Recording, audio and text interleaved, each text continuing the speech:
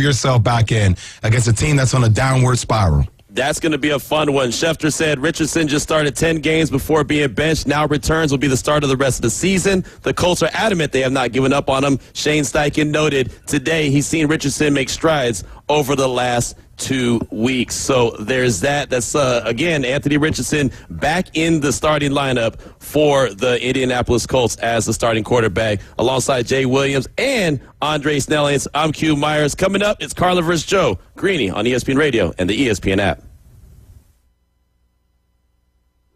Finding the right employee for your company is tough. One wrong hire can be a major setback. You're not alone if you face this. A recent survey by Robert Half shows nearly half of hiring managers readily admit to making a bad hire. Luckily, there's a solution. With Robert Half's specialized recruiter's experience, combined with our award-winning AI, you can have the right skilled professional in place quickly. We understand what it takes to build winning teams because at Robert Half, we know talent. Discover how we can help at roberthalf.com/talent. Great game. You got into the end zone again and again. How'd it feel? Awesome. Like getting the new iPhone again and again. I just got the new iPhone 16 Pro today. Really? Yeah. And with AT&T Next Up Anytime, I can upgrade early every year. Very nice. Feel like an MVP again. Learn how to get the new iPhone 16 Pro on us and the latest iPhone every year with AT&T Next Up Anytime. AT&T. Connecting changes everything. Offer subject to change. Additional fees, terms, and restrictions apply. $0 offer may not be available on future iPhones. Next Up Anytime feature may be discontinued at any time. See att.com/iPhone for details. ESPN Northwest Florida, the Afternoon Underdogs.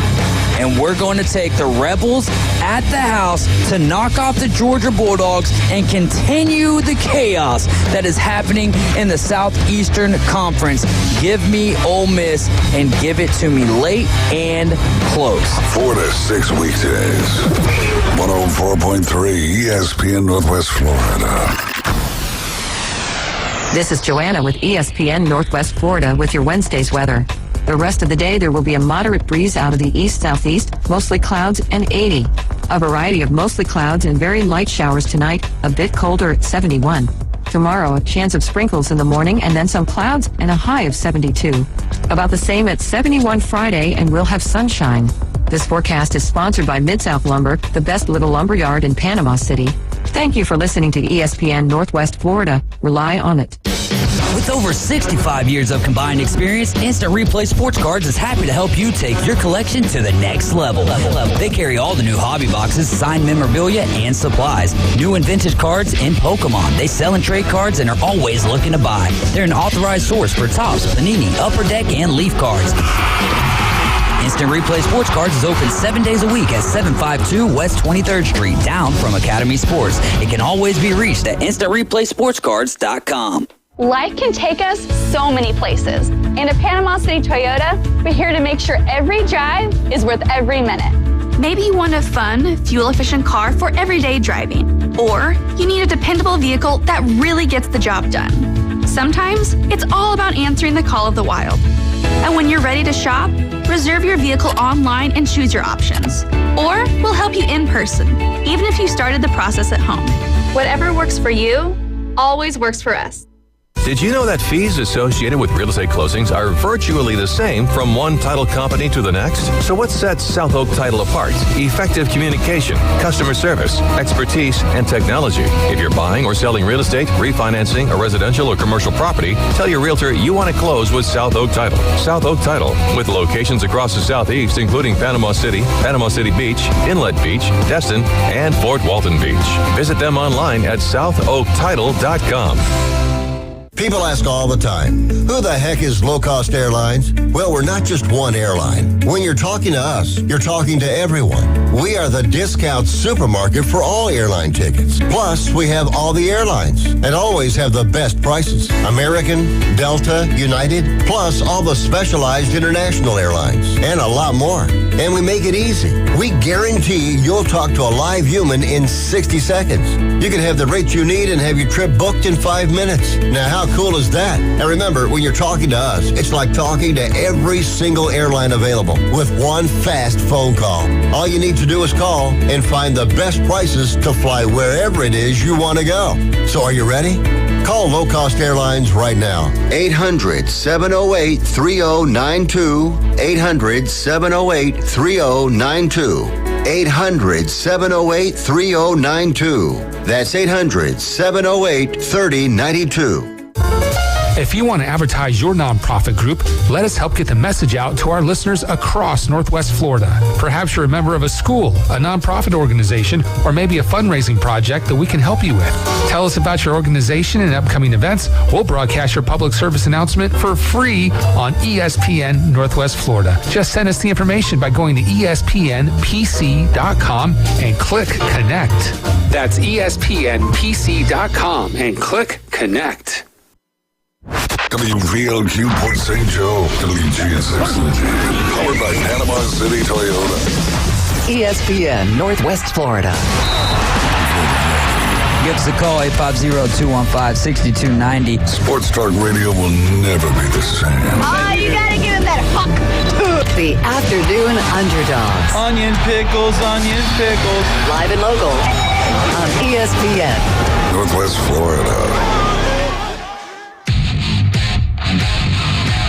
What is going on, Northwest Florida? You're riding along with the Afternoon Underdogs, and we are your radio home for the Mosley Dolphins. And this Friday, we are going to have the Mosley Dolphins hosting Fleming Island over there at Tommy Oliver Stadium. So, of course, first and foremost, we want to pack out the stands at Tommy Oliver Stadium, but you can listen to the play-by-play coverage with myself and Robert Fleming this Friday. Kickoff will be at 7 p.m. Fleming versus Fleming. Yes. And I believe Robert Fleming has 2 M's in his name, so it's a little different. All right. Different island there. But Keith Fleming, who's on with the Inside Drive on Wednesdays from 12 to 12:40, is 1 M. So I guess it's Keith Fleming's island. We'll see, though, man.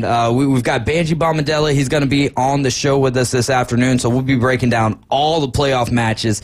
I got to say this. Obviously, we call the Mosley game, so I'm excited about that game, but that's not even the game that I'm most excited about, AG.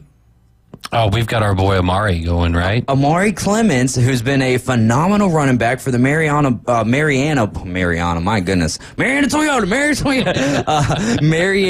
Bulldogs. They're taking on Florida High. Florida High gave Mosley the black eye, the lone black eye on their schedule, and Mariana is 10-0, looking to take on Florida High in the first round of the FHSAA state playoffs. We have been approved to broadcast that, so we can safely say we will be at that game. Kyle Wright is going to be with his family, so he will not be calling this game with me. It'll be myself and Robert Fleming.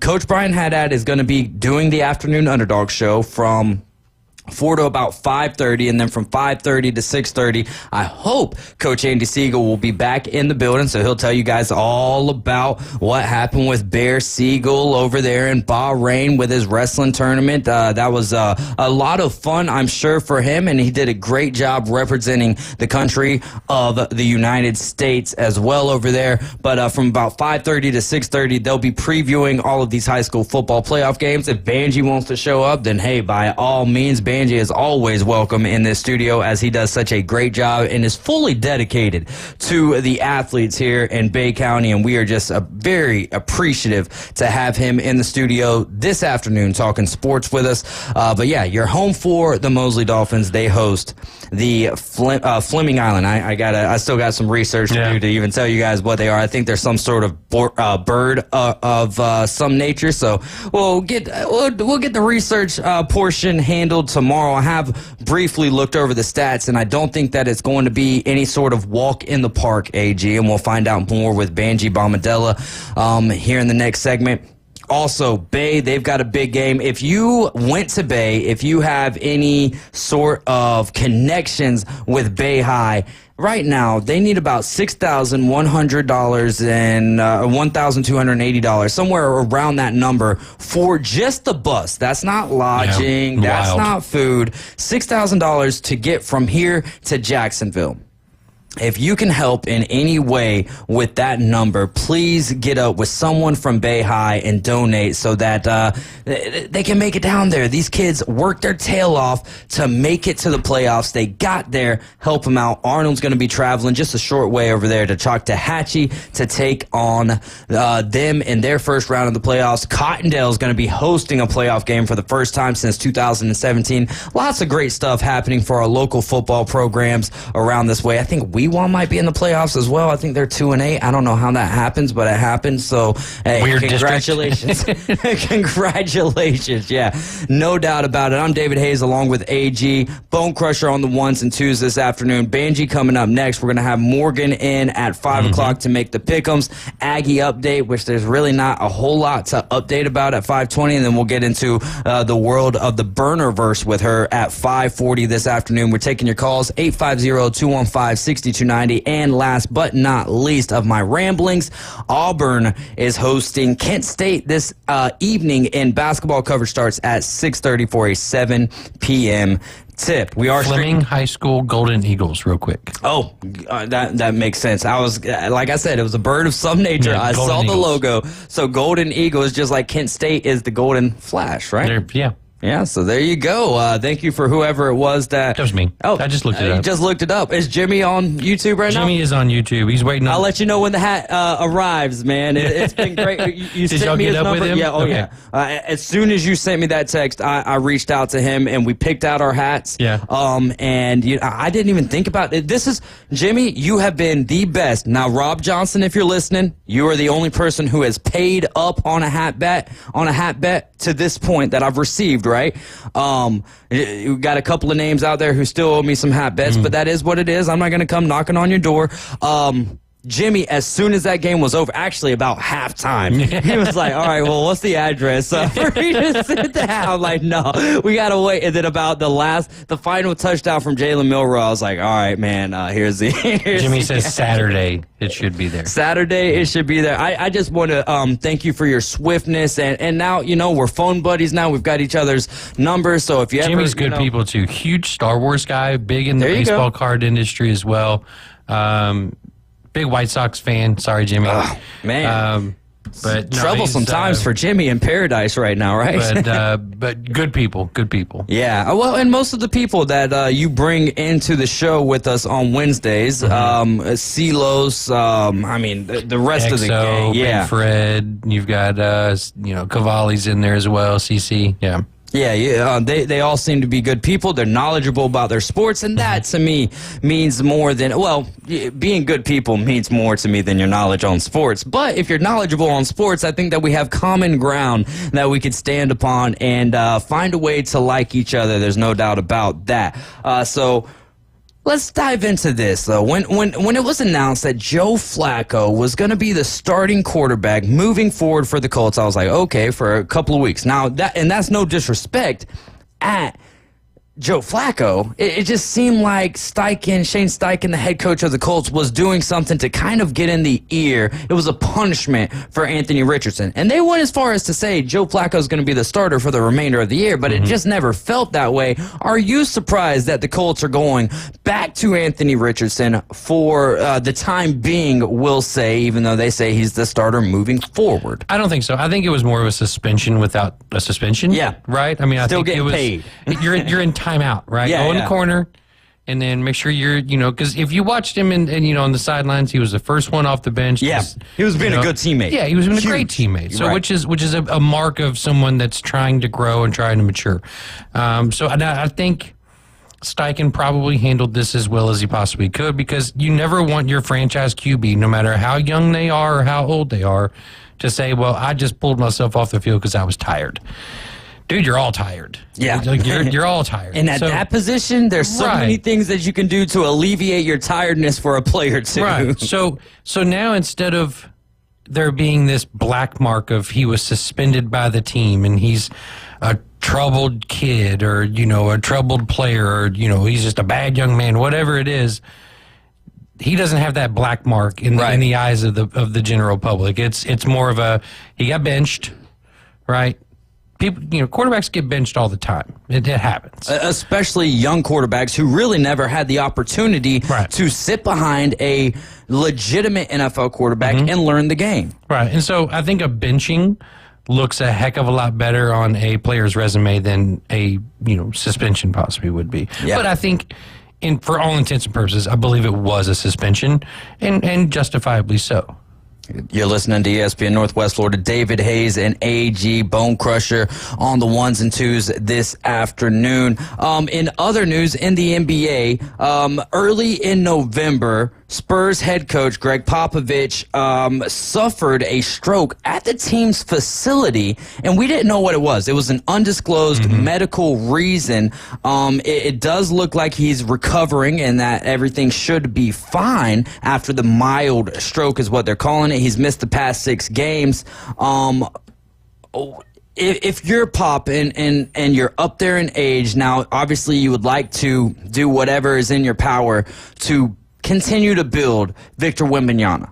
No doubt about that. But is something as serious as this, regardless if you say mild or not severe, a stroke is a stroke is a stroke, right? To a large extent.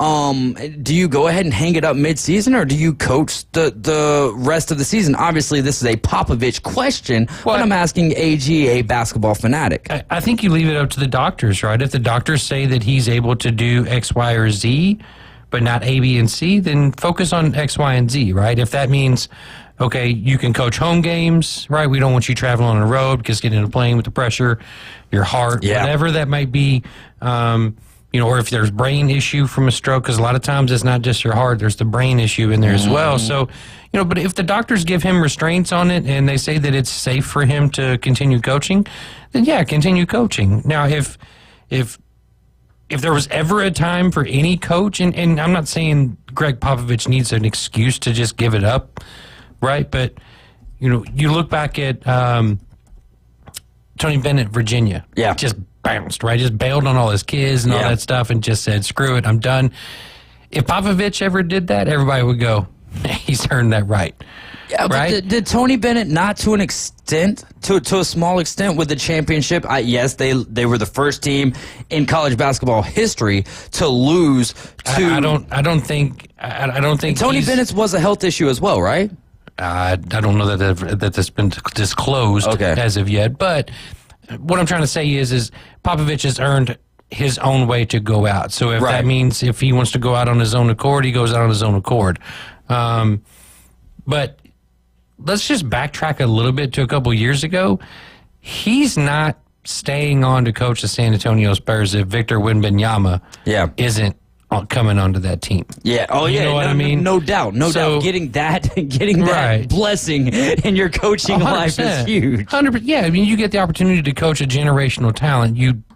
I'm going to stay on and coach this generational talent. I did misspeak, rather. Not saying that I was saying for sure that Tony Bennett's was health related. No, it was what the majority of people, and I think that there is a large sense of reality with that, with Nick Saban leaving the game as well. But at 72, you mentioned Pop and the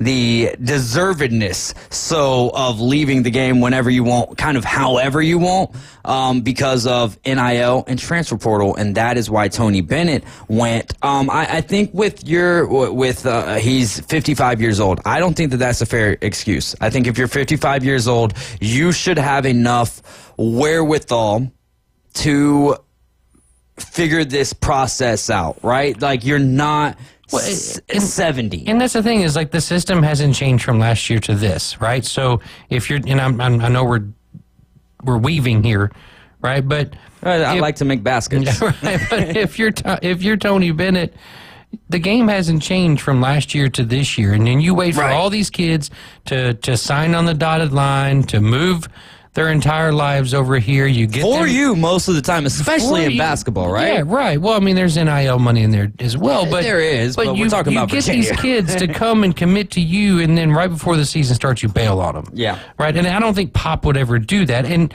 even if he did just say, you know what, I'm hanging it up, I don't think anybody in their right mind would say he's quitting on his team. Right.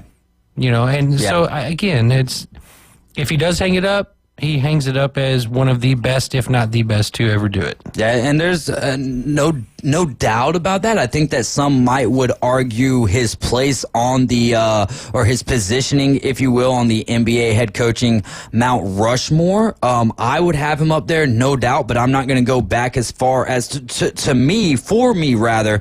I can only, when I do a Mount Rushmore, I've got to do it on what I've witnessed in my life, your generation. Or you meant so much to the sport that I have to include you because history means a lot to where we are at. Or you with transcended sports. Exactly. 100%. Just like Shohei Ohtani will do for the next generation, right, with what he's been doing in baseball. But how long does that continue with some of the latest news that we've gotten about Shohei Ohtani and possibly not pitching in 2025? Neither here nor there, because that is not the direction that we're going this afternoon. I almost want to get back here. We've got the college football playoff rankings. We've got so much to talk about this afternoon. But Jimmy brings up a great point. Going back to Anthony Richardson, they need to finish the season with AR, so it's definitive that they know how to draft a quarterback in the 2025 draft. Or no to draft, not how to, but no to draft. He also goes on to say he was not good at Florida, especially first round draft good. He's a career backup at best. Your thoughts, and I would love to continue on with this conversation for probably the remaining time that we have left in this segment. We've seen the arm talent. Yes. Right? We've seen the feet. The deep ball is there. The physical tools are there. Right. There's a mental thing that's missing. Like you would say about? Like Justin Herbert, right? But it's different, though. Like Herbert's, 6 years in? Yeah. Yeah, right? Okay, fair. AR is younger than Shadir Sanders. Justin Herbert also seems to, it seems like he's got it going. Yeah, we'll find out this Sunday night, right? We'll Bengals find at out. the Chargers. But AR is younger than Shadir Sanders. Right? I mean, not a lot of people think about that. Yeah. Like, he's still He's very young, yeah. So there's a lot of raw talent there. You put him in the right situation with the right coaching. I think, again, the suspension without suspension thing probably went a long way to helping that young man.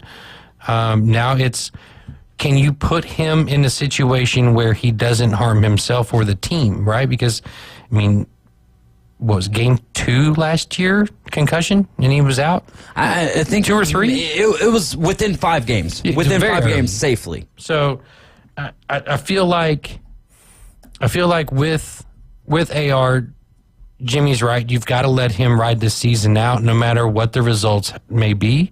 But you also need to try to put him into a situation that would be best suited for him. Okay, so Lamar Jackson. Fair. All right. Okay. Lamar Jackson goes to the Baltimore Ravens. Is there a better marriage in the NFL for Lamar Jackson to have going into his career than going into a situation like Baltimore that was completely run heavy, a very well run organization, a good defense, so the onus isn't put on him very early on. Quarterback's already there in Joe Flacco. And the quarterback's already there, so he has the opportunity to learn. AR was thrusted upon the Colts, and it was just like, here you go, right? A team in a bad division with really heart, and from the fan perspective, right, still going through heartbreak because of what happened in, what was it, 2018, 2019 with Andrew Luck. Like, they still, that is something on the forefronts of their mind still because of how painful that whole situation went down. Yeah. So, and XO says Herbie 2020 rookie. So, yeah, so he's 5 years. Yeah. Right? So, you know, when you look at somebody like AR, he's not in the best situation for him from a team perspective, right? So you've got to look at, let me see if I can build my offense around him to utilize and maximize his potential, right? The same thing with what the Ravens did Lamar's first full season. Right. What happened his first full season? He was the MVP, right? Now, I'm not saying AR is going to be he was. Yeah, no, I said, yeah, that's one. Yeah, he was. So I'm not saying that that's what AR can do or will do, but he could do it as long as they tailor the offense to him. Don't be stubborn. Utilize the gifts and the talents that he has, you know, in himself and around him, and build the offense to what best suits him. And so if that's what you need to do and you need to suck up your pride and let it go, then let it go. Do you think that that's maybe a large percentage of why some of these quarterbacks at the NFL level who do great things at the collegiate level, and Anthony Richardson did not do great things at the collegiate level. They had a surprise 2020 season, right? Because of that was Kyle Trask at that point in time. Honestly, his time at Florida he was wildly inaccurate. Really? 10 starts? Yeah, and so he didn't have a lot of playing time on his resume. He did start 4 games last year. He played in 4 games last year, so it was in that 4th game that he was injured. Okay. 2-2 as for his record last year, 3-3 to this point in the 6 games that he started this year. So that kind of seems to be like the going rate for Anthony Richardson is a 500 quarterback, which isn't terrible in the NFL. You know, you're not going to get top draft picks, but you're not going to make very deep runs either. Let me ask you this question. Contract notwithstanding. Right. AR, Deshaun Watson. AR. Give me AR. AR all day. Young. There's the upside right there. He's younger. More physical, more mobile, which I don't think transcends into a longer playing career. But again, now if we're talking about the first 3 years of Deshaun Watson, I'll take that. But once they lost the defense, over there in Houston, DeAndre Hopkins ends up traveling over there to Arizona. That he was never the same. Like, people thought so highly of Deshaun Watson when he had a pedestrian-type record with the Houston Texans. And this is prior to all of the allegations. Yeah. Pedestrian at best record with the Houston Texans. Then he sits out for 2 full years, and the Browns think, for some reason, by the way, happy birthday, Cleveland Brad. I saw on Facebook that it's your birthday. The Browns organization had the audacity to say, you know what? The guy's not been very good. He's got a lot of problems. But, hey, $250, here you go, bro. $230, whatever it was. Guaranteed money going to a quarterback who really didn't deserve it, despite all the allegations. Take the allegations out of it. Right, I don't just on the field strictly. Yeah. On the field, going off of that, I was like, this is never going to work. I don't understand it, especially when maybe if you go to an organization, and I think the Browns did very well in the beginning of putting the pieces, especially on the defensive side, around him, but it just never worked out. For you, though, same question posed to you. Your thoughts, Deshaun Watson? I think I take AR. I'd take AR. I mean, you look at somebody like Deshaun Watson that, you know, like you said, has had really, really good games, but he's had some really, really okay games. And since the whole I'm not going to play for Houston debacle, like, he's been absolute just trash. Yeah. And again, that's on the field. Yeah. Not saying anything off the field, because we all know what that entails. But Jimmy says neither. But Jimmy, sorry, you got to pick one. Yeah, Jimmy, you got to pick one, Jimmy. Come on. Also, I like the comment from EXO. When Mahomes joined the league in 2017, he joined a team with an incredible coach in Tyreek Hill. But also, what did Patrick Mahomes have in front of him? Alex Smith. Again, there is something to be said about a young quarterback being drafted and having at least 6 to 8 games behind a quarterback who is competent, who is confident, and who knows the game of football. There's something to be said about the developmental process. Michael Penix, Rookie of the Year next year. Book it. Oh, okay. I mean, well, you can't say Rookie of the Year, right? But if he doesn't play this year, he's still technically a rookie, right? No, I don't think that's how it works. Because people were saying that about Patrick Mahomes the year after, because before Patrick Mahomes... Oh, that's the NBA that does that nonsense where they split it between my boy Donovan Mitchell and Ben Simmons. Yeah. That's right. Yeah. But still, they were saying that about Patrick Mahomes, like he should win Rookie of the Year. But they were saying before he ever took over, like, this is the next guy. This is the next face of the league. But I think the beauty of it was he was not having to be thrust into that position. And then now you look at it, and it's like, honestly, is Patrick Mahomes MVP of the league right now? No. Absolutely not. Somehow he's third in Vegas, and that makes no sense. Well, to me. that's just that's just wild. We're running a little bit over here, so we're going to go ahead and take a timeout. You're riding with the Afternoon Underdogs, listening to ESPN Northwest Florida, the Panhandle's home for Auburn Tiger basketball. We'll be right back.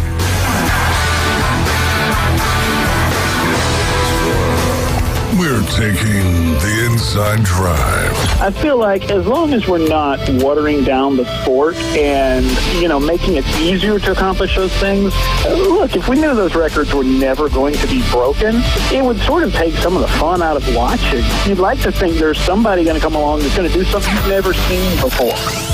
Join Ryan Mulvey. Thank you very little. Middays 11 to 1 on ESPN Northwest Florida. This is Joanna with ESPN Northwest Florida with your Wednesday's weather. The rest of the day, there will be a moderate breeze out of the east-southeast, mostly clouds and 80. A variety of mostly clouds and very light showers tonight, a bit colder at 71. Tomorrow, a chance of sprinkles in the morning and then some clouds and a high of 72. About the same at 71 Friday, and we'll have sunshine. This forecast is sponsored by Mid-South Lumber, the best little lumber yard in Panama City. Thank you for listening to ESPN Northwest Florida. Rely on it. As a realtor, it's important who you choose as your title company. May we suggest South Oak Title? Their offices are modern, comfortable, and state-of-the-art. South Oak Title can close transactions in any location in Florida, Alabama, and Tennessee. Their free mobile app allows realtors to deliver a net sheet in seconds. They provide mobile closing services to accommodate buyers and sellers. Their offices are beautifully decorated, state-of-the-art, complete, safe, and secure. South Oak Title, creating a better title and closing experience through technology and tailored service. Visit them online at southoakttitle.com. Looking for a fast and convenient blood draw? Come to Panhandle CPR, 97 Oak Avenue in downtown Panama City. We partner with all local and national labs to get you quick, accurate results. No insurance? No problem. We offer affordable self-pay options so you can stay on top of your health. And for added convenience, we'll even come to you at your home or workplace. Call us at 850-381-4288 or visit panhandlecpr.com. Panhandle CPR, keeping our community healthy and safe every day. This is where the reigning SEC tournament champions play. Swing another long three ball. Mike Kelly. Goodness gracious. That's a logo three. Knocked away by Broom. Has a breakaway to the hole. Tigers pick up exactly where they left off. The Tigers host the Kent State Golden Flash. Catch the coverage at 6:30 p.m. Central tonight on your official home for Auburn basketball. ESPN Northwest Florida. War Eagle. Tyndall Air Force Base to the Hathaway Bridge. We're live and local. It's the Afternoon Underdogs.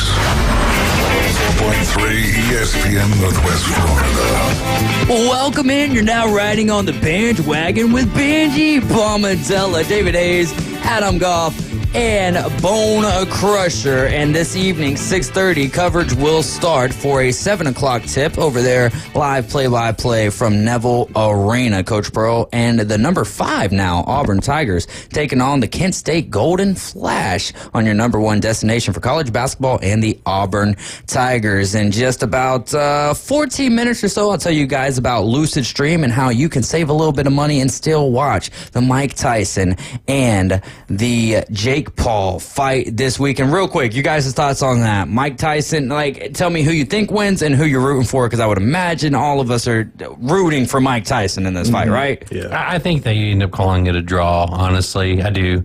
I feel like there's going to be, I think Jake Paul's going to get his licks in. But he better. He's 30 years younger. But Tyson's, 59? 58. Yeah. 58, 59 years old. I'm not getting in a ring with him, don't get me wrong, but 59 is still 59, right? So, But real quick, just how much we love this young man right here. Yes. My phone now automatically suggests bandwagon. Oh, nice. B-A-N-J. With a capital W, wagon. Oh, bandwagon. Wow. Okay. Yes, sir. Yeah. So for the folks listening right now, you are on making an impact. There's no doubt. And not only that, but he does such a great job just covering sports here in Panama City and really beyond Panama City, right? You do such a wonderful job for the Panama City News Herald.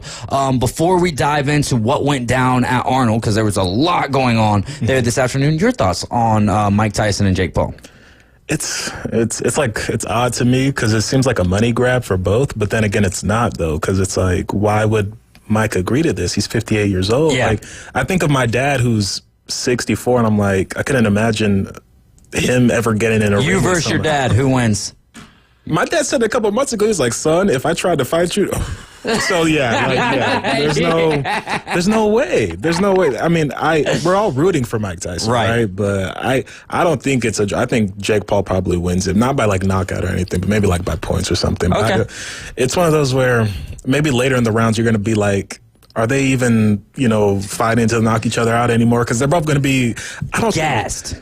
At 58, Mike Tyson, I don't know if he can, because I remember watching the him versus Roy Jones. I was about to reference that. That looked like two old people fighting. Exactly. Now, and how can you get in better shape at this point? Fighting shape is different. See, there's so many people out there that watch fights and they're like, oh, I could do that. It's like, shut your mouth. Shut your mouth. I'm never going to be that type of person who thinks I can get in the ring with, I'll go to beat down at the beach and watch guys who are not professional but amateur, and I know I could be 10, 15, 20 pounds heavier than one of the guys in the ring. Mm-hmm. You're training for that. You know what to do in certain situations. Mm-hmm. I'm just some average Joe. No, I have no chance against you. And people don't realize the stamina that it takes to get in the ring, especially when we're talking about boxing. I mean, MMA is a different level as well, but boxing is continuous. So watching Roy Jones Jr. and Mike Tyson, it felt like one of those where by the third round, they were gassed. They were basically just headbutting each other, hugging each other, And I think that I'm rooting for Mike Tyson. I think we all are. However, if Mike Tyson knocks out Jake Paul's getting paid $40 million for this fight. Mike Tyson's getting paid $20 million for this fight. Okay, there's your sign right there. If you're putting money on this fight, probably go Jake Paul, because if he loses, he's already lost to a legitimate boxer in Tyson Fury's younger brother. All right. If he loses to Mike Tyson, who's 58 years old, the hype train starts falling off. DAZN can't make the money that they're making off of it already. And basically, the next fight that's going to happen is Logan Paul versus Jake Paul. They're going to have to do something like that for a money grab. But as long as he wins this fight, then they can continue on making their money off this fight. And that's the whole goal. And this is no disrespect to Jake Paul. He trains his tail off. All right? I'm not saying he looks, you can see he's gotten huge. You can also probably, give some credit there to some exterior sources, if you will. But that, again, is neither here nor there. That's the land of the landscape of boxing that we live in, right? It's not the same as when it was Muhammad Ali, even when it was Floyd Mayweather, all of that good stuff. But I will say that if he loses this fight, it loses a lot of money for a lot of people, futuristically speaking. So with that being said, tell us what went down at Arnold. You're listening to ESPN Northwest Florida. We've got Banji Bombadella. He is your sports reporter for the Panama City News Herald. So earlier this morning, around 11 a.m. at Arnold, we had signing day, part of National Signing Day 2024, and historic moment where 9 Arnold athletes signed to continue their athletic career in college. So for softball, we had Justice Taylor and Kaylee Mieles. They both signed to Reed State Technical College. They're both going to play softball over there. And then we have Bree Clark, the outstanding. She holds county records in strikeouts and all that. Bree Clark's heading over to Southeastern Louisiana University. And then heading over to baseball, we have Austin Hendricks and Josh Lindsay. They're both going to Gulf Coast State. They're going to stay local. Let's go. Way to go, Coach Scott. Exactly, right. And then we have another pair, Eli Blair and Cooper Moss, the pitching duo, studs. They both are going to the University of Florida, which, I know the Gators are happy with that one right there. And then rounding it out, we have Zoe Vandell, who she's also a volleyball stud. She's going over there to Jacksonville University. And rounding it out, we have Delaney Sieber, who has a rowing scholarship to St. Mary's College of California. Now, we talked a little bit about this on the Inside Drive, and I was like, I'm very unaware or ignorant to the fact that we have rowing here in Panama City. How did she get a rowing scholarship to St. Mary's?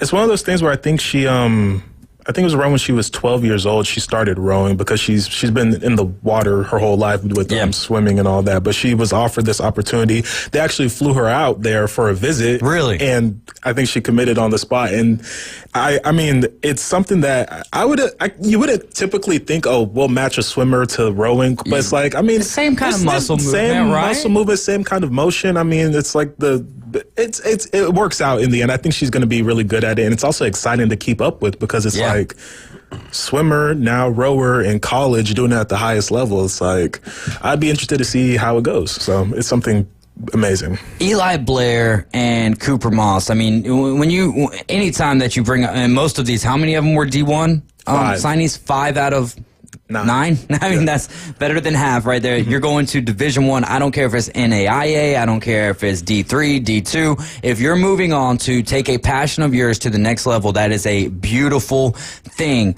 But when you say D1, there is a little bit of more weight behind that. When we're talking about Cooper Moss and Eli Blair heading to the University of Florida, this is huge, right? Especially for Florida Gator fans in this area, the Gator baseball program, playing under Coach Sully. This is huge for them. What is is it state championship or bust for the Arnold Marlins baseball team this year, having those two fellas, 6'7", Eli Blair, 6'3", I believe you said, Cooper Moss. I mean, is it state championship or bust for the Marlins? Well, I wouldn't get too far ahead with that because I believe last year when they made it to the Sweet 16, that was the first time in program history. Yeah. So, it's one of those things that you want to get better each year and all that. But just going back a little bit to the signing day, Cooper's been committed to the University of Florida since he was 14 years old. That was before he even was an Arnold Marlin. So the fact that he stayed committed since that age, in this day and age, I respect whoever recruits for Florida. They did a great job because to keep him, especially him, and I know he was fielding many of offers, so to keep him is something amazing. Well, and I don't, not to cut you off, but I don't think if you're at the University of Florida, I don't think you have to recruit very hard. And I'm not diminishing what those coaches and those scouts and all that stuff do there, but man, you can go back for the last 10 years and there's a pipeline that goes from Gainesville to the Major League Baseball diamond, right? I mean, Jack Caglianone just went 7th overall to the Royals this last year. Hurston Waldrop, Braves prospect, got called up last year. He was in Gainesville 2 years ago. So I mean, there's something to be said for what that coaching staff does. So it doesn't shock me that a 14-year-old. I mean, remember Kevin Love committed to UCLA when he was like 11? Yeah, was he 11 years old? 11 or 12 years old. How do you look at an 11-year-old? I mean, I guess it would be like looking at Banji about 6 years ago, 4 or 5 years ago. Like, okay, come play football for us, no doubt. But I mean, you got to be doing something special at 11 years old in the sport of basketball. Because from what I've heard from certain high school coaches, is that in the sport of basketball, they're not looking at you until you're a senior. They'll for certain players, there's those top maybe 50 players, right? And then after that, basically until your senior year, you're not really getting looks if you're going to be a depth player on a team. Yes and no. I mean, name with the internet and everything else out there too, YouTube and highlights and all that other stuff. But you got to be like the one. True. You know what I mean? When I was in high school, Zion Williamson, he was already popular with like his sophomore season in high school. So somebody like that, you have to be somebody special for you to be like, okay, we're going to be recruiting you from an early age. Right. And so that's just in the sport of basketball as well, but even still in baseball, because how many people play the sport of baseball? So if you're getting looked at 14 years old by a major university and a player when it comes to the sport of baseball, right? Like Florida Gators, they for 12 years now, they've been trying to get back into football, and one day hopefully they do, right? I think it's better for this area. You don't care. Hey, oh my goodness, you're a Georgia Tech guy, right? More so than Georgia? Yeah, I would say. Show a little love to your rambling wreck, man. Take it down Miami. How you feel about that? I mean, it was good. I mean, Miami got beat by a bunch of nerds, but it's funny. It is funny. I covered Georgia Tech last year in past 2 years actually. So yeah, I'm proud of them. It's Coach Brent Key's doing a great job over there. And shoring them up at the trenches. That's a beautiful thing. We've got a lot to dive into, Banji. We've got all of the playoff games from the area teams. We're not going to limit it to just Bay County teams. We'll throw in Cottondale. We'll throw in, of course, one of our favorites, Mariana. Which game gets you? Which game are you looking forward to the most from the the area teams here on the playoff slate? I mean, you just spoke of Mariana versus Florida High. Now that's entertainment right there, because we saw what Florida High did to Mosley. Yeah. And now, I mean, we know what Mariana's been all year. Now I'm just like, two of these teams, collision course. I don't know how Mariana ends up a 5th seed and Florida High ends up a 4th seed, but... Oh, so this game's not being played in Mariana. It's being played in... No, I think it's Mariana's hosting. Okay. Mariana's hosting. Well, so how did that happen? Mariana's district champion, so I think that's the difference. Okay. I believe. But like, I don't know how they're the whole rankings. I think AG's got a couple of questions really on how the rankings played out, right? Well, and you know, if you follow Banji on X, then you know he'll kind of break it down for you as well. But you know, you look at the Mosley Dolphins, and then you look at Niceville, who finished 1, I believe, right? Mm-hmm. Yeah. And then number 2 was Lincoln. Well, Mosley and Lincoln didn't play this year. Mm-hmm. Mosley beat Niceville this year. Mm-hmm. Lincoln, and then Niceville beat Lincoln. Transitive Properties suggests that Mosley should be the 1 seed. They all have equal record. Not even transitive properties, head to head. No, but I'm saying if you're gonna, you have to use transitive properties because of the Lincoln thing, Gotcha. right? 100%. But how you keep Mosley out of the 1 seed, or at worst the 2 seed, is beyond me. That's what I thought. Is beyond me. So let's wrap up real quick. We'll take a quick timeout. When we get back, Banjo will give some of his thoughts towards the whole entire situation, and then we'll go through the playoff slate and maybe get a Banji's Baller of the Week for one of the sports. Doesn't even have to be football. Okay. Banji's always on top of it. You're riding with the Afternoon Underdogs. This is ESPN Northwest Florida, your home for Auburn Tiger basketball. ESPN Northwest Florida. It's the Coach James Hale Show. You had a 4.0 to get into Southern Miss. Yeah. At Harvard. I will tell you this right now. His academic advisor. I am proud to tell you that I had I'm not proud to tell you. I am proud that I got a degree. I have never made a 4.0 in my lifetime, ever. Weekday morning, 7 to 9. ESPN Northwest Florida. This is Joanna with ESPN Northwest Florida with your Wednesday's weather. The rest of the day, there will be a moderate breeze out of the east-southeast, mostly clouds and 80. A variety of mostly clouds and very light showers tonight, a bit colder at 71. Tomorrow, a chance of sprinkles in the morning and then some clouds and a high of 72. About the same at 71 Friday, and we'll have sunshine. This forecast is sponsored by Mid-South Lumber, the best little lumber yard in Panama City. Thank you for listening to ESPN Northwest Florida. Rely on it. Mahalo Grounds is the newest coffee bar on PCB's East End.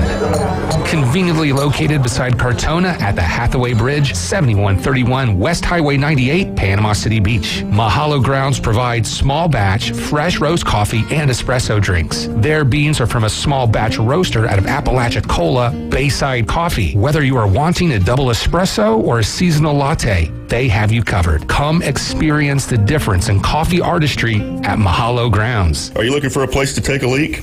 Do you have a truck, tractor, or other hydraulic equipment leaking or not performing as it should? At Reliable Hydraulic Solutions, we can get you back to work. Do you have a busted or leaking hose, hydraulic cylinder or pump needing repair?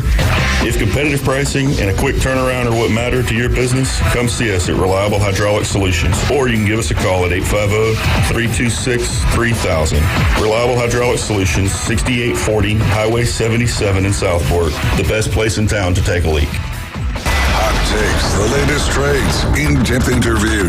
That is my reaction. We break it down for you right here. Very big springboard for the rest of my career. The Afternoon Underdogs. That's the problem right there. 4.3 ESPN Northwest Florida. Well, we're back. You're right over the Afternoon Underdogs, and this is ESPN Northwest Florida, your spot for select Orlando Magic games. We haven't played one yet, but we will be getting you guys to some coverage, and we'll probably give away some tickets. I think, Bone Crush, we got that Holland Hearts thing going on again at some point in time this year, right? Yeah, we're working on it. We're going to send a busload of sports fanatics to Orlando to the Kia Center Going to stay in a hotel, watch the game from a suite. It's going to be sweet. It's going to be sweet, and we promise this time there's going to be hot dogs when you go this time. Man, it's really awesome hearing Suggs say. And now back to my boy David Hayes for the Afternoon Underdogs. That's a bone crusher special right there. Sometimes he just surprises you, and you're listening to these rejoiners and like, wow, that is pretty daggum cool. Let's dive into it though. Playoff slate. How about Bay traveling? Wait, again, it's very confusing how they have these games posted on Max Preps because the way that you look at it, you would think Bay is hosting Reigns, but that is not the case, and Bay is still looking for donations to be able to get just their buses covered, which is over $6,000. Absolutely asinine, but that is the world that we live in. And here's another thing, quick little kind of thought is, why do public schools have to pay taxes on a bus? Come on, government. Let's get that figured out. Neither here nor there, though. Bay is 5-5, traveling to 9-0 Reigns. What do they need to do to come out victorious in the opening round of the FHSAA playoffs? Well, this is one of those situations where you have Reigns, number 18 team in the state of Florida.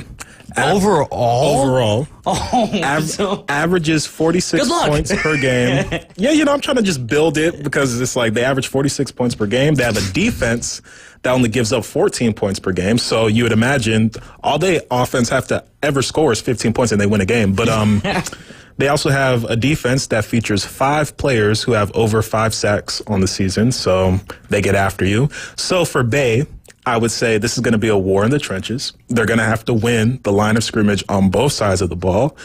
If not, well, it's going to be a long day. And I mean, offensively, you can see the numbers. Their quarterback's thrown for 1970 yards, 26 touchdowns. He's rushed for 532 and 7 more touchdowns. They have another running back who scored for 13 scores, 616 yards. So, I mean, it's a long day for this Tornadoes team, but and I'm not even talking about the drive, I'm talking about the actual game. But so this is a game where if you're Bay, you go, okay, I want the ball first. Yes. I want to go on a 7 minute, 8 minute long drive. Just like Army. Just like Army, 24 plays. Yeah. And then just get ahead, get the touchdown, go up 7-0. Try to get, hope to God you get a stop. Yeah, hope that you get a stop, and then try to do the same thing and just rinse, repeat, and then just minimize the turnovers, right? Or maximize turnovers from them. Just ball control. Just keep that offense on the sideline. Keep away all game.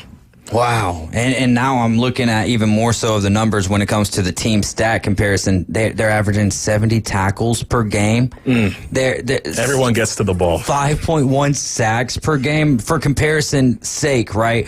Bay is averaging 46.4 tackles per game, 1.7 sacks per game. And as Banji mentioned, almost 46 points a game for Reigns, and for Bay sitting at about 19.8, which is just absolutely tough. Now, obviously, we hope the best for Bay in this game.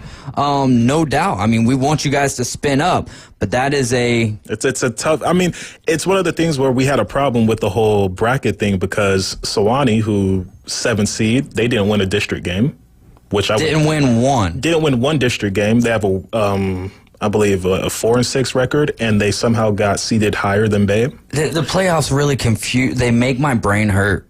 And I would think even if you're trying to debate those two teams, one's a district champion, one's not. Right. At that point, just put Bay at 7, so then they would have to go 2 hours to bowls. Or just like, it's really confusing, and it's unfortunate. It is unfortunate, and sometimes that's just how the cookie crumbles. I wish. Did you feel like I was not able to watch the bracket releases? I was on the way to Jacksonville to go spend time with the family. Did you feel like they explained their reasoning, or that there was any rhyme or reason? By your look, I don't even need an answer, but there's people listening. A common thing that I've only been here for less than a year. FHSAA, they don't explain anything. It's one of those things, we're going to put it here and then run away. It's like throwing a grenade and then just hiding. It's like, which, I mean, I think that would be the smartest way to throw a grenade, though, right? I don't want to sit there and see it explode. That's funny. Yeah, so, I mean, they don't ever, there's no person who comes out and gives a statement. This just, here's how it is, bye. And that's kind of like the college football playoff committee, though, right? Yeah. Exactly. So that's what Coach Brown was telling me last week. It was just like, this is why every coach in the state of Florida is frustrated with the FHSAA. Yeah. And that seems to be a common theme. It's not just teams up here in the Panhandle. It's everywhere. Statewide. Oh, yeah. I don't get it. We got a text in. Reigns has 2 NFL Hall of Famers as alumni as well. Brian Dawkins. We all know him, and then Harold Carmichael as well. So there's legacy to go along with Reigns. But we'll see how it all plays out. Let's go over to Mosley and Fleming Island. This is a big-time game. I've only briefly been able to go over the stats of the Fleming Island Golden Eagles. Thanks, shout out to AG for the mascot awareness there. Mosley 9-1, lone loss to Florida High. Fleming Island coming in at 7-3. Not too many common opponents here. What does Mosley need to do to come out victorious against the Golden Eagles? Limit turnovers and do as they've been doing all year, especially because this seems like a game where every drive is going to matter. Every drive is going to matter because I'm putting in my preview how Mosley and Fleming Island, looking wise, eye test wise, and stats wise, almost identical. That's what I was a little almost worried identical. about. I'm like, you have 2 quarterbacks who they don't turn the ball over. Right. They don't. So, and they have stout running backs. So it's one of those things where whichever defense is able to hold the other offense, I feel like that's how football is played anyway. But right. Especially in this game, whichever defense can create a turnover, it's going to play huge because every drive in this one is going to matter. So it's going to be a lot closer than people I think are going to think. Oh, my goodness, man. Looking forward to that. Again, pack Tommy Oliver Stadium for this game because it will be really the only local playoff game that's going to be at the house outside of Mariana. But when we're talking about right here in Panama City, Tommy Oliver Stadium, 7 p.m. The gates will open at 6 o'clock that evening. Arnold, 7-3. They travel to Choctaw, who is 8-2. Choctaw has played wonderful this year, but honestly, when you look at that 7-3 record for Arnold, and especially when you think about 2023 and how that went down, this is very impressive, and the FACA thought so as well by naming Coach Danny Griffin the head coach of the year. What does Arnold need to do here to take down Choctaw? Well, one thing they're going to have to do, they're going to have to stop the run because Arnold and Choctaw played earlier this year, and Choctaw ran all over Arnold. They have a running back, I believe the name is Vaughn Keller, and he had 119 rushing yards and 2 touchdowns in that game against Arnold. So, and to be honest, that's where their offense is because he has 1,400 rushing yards on the year, and like I looked at their quarterback stats, not that much. He rarely throws the ball. So if Arnold can stop the run, and I mean, they have the guys. Mac Jones finished 2nd in the state of Florida in tackles. Evan Pickford not too far behind. So they have the guys to stop the run. It's just a matter of, can Will Carter, the quarterback, can he make sure to not turn the ball over because he is susceptible to throwing an interception? And can they just score and keep up? If the run game of Choctaw ends up being successful, can they keep up offensively? Yeah, man, we'll be hoping that Arnold and the Marlins can come away with a win. I know that Choctaw last year we got to visit that stadium when Mosley was playing them. It's a beautiful stadium. It really is. It's very unique, kind of right there off the highway as well. Let's go to, Cottondale hosting a playoff game for the first time since 2017. They're 9-0, and they'll be taking on Lafayette. This isn't Louisiana Lafayette, is it? I'm not entirely sure. I wouldn't imagine so since we're talking about the FHSAA playoffs here. But what does Cottondale need to do to come away with a win with their really, very amazing season this year? They just have to keep on doing what they're doing offensively with, Jakarian Garrett, a monster season, 1,600 rushing yards. It's one of those games where you're just going to have to outscore your opponent. And I don't know if it's pronounced Lafayette or Lafayette. It could be Lafayette. You know how and Louisiana is definitely Lafayette. Yeah, exactly. But over here, who knows what it could be, right? And I know some Lafayette actually sounds more, I would say, correct. I would say that Lafayette is probably correct. Yeah, no one strike us from over there, But, yeah, so Cottondale, the run game is what they've been doing all year. And also just using Jakarian Garrett in the passing game as well. I feel like they're going to be successful this Friday night against Lafayette or Lafayette. Weewa, 2-8. This is a playoff game? Weewa is 2-8. They're taking on Dixie County, according to Max Preps here. Dixie County 4-6. Yeah. So they've played their 10 games. So it's got to be. Yeah. It's. See, and then you see that, right? And you would imagine, right? Like, how does a 2-8 team get into the state playoffs? Were you the only team in your little district? This is if you're listening on 101.9, this is no disrespect. It's obviously we haven't been able to follow along with Weewa. I've got a guy in Chris Atkinson who, he's a Weewa Gator, and he would probably be able to tell me this. I could probably reach out to him and find out the answer of how they got in. But when you're seeing a record like 2-8, it's like at that point, like, why isn't North behaving then?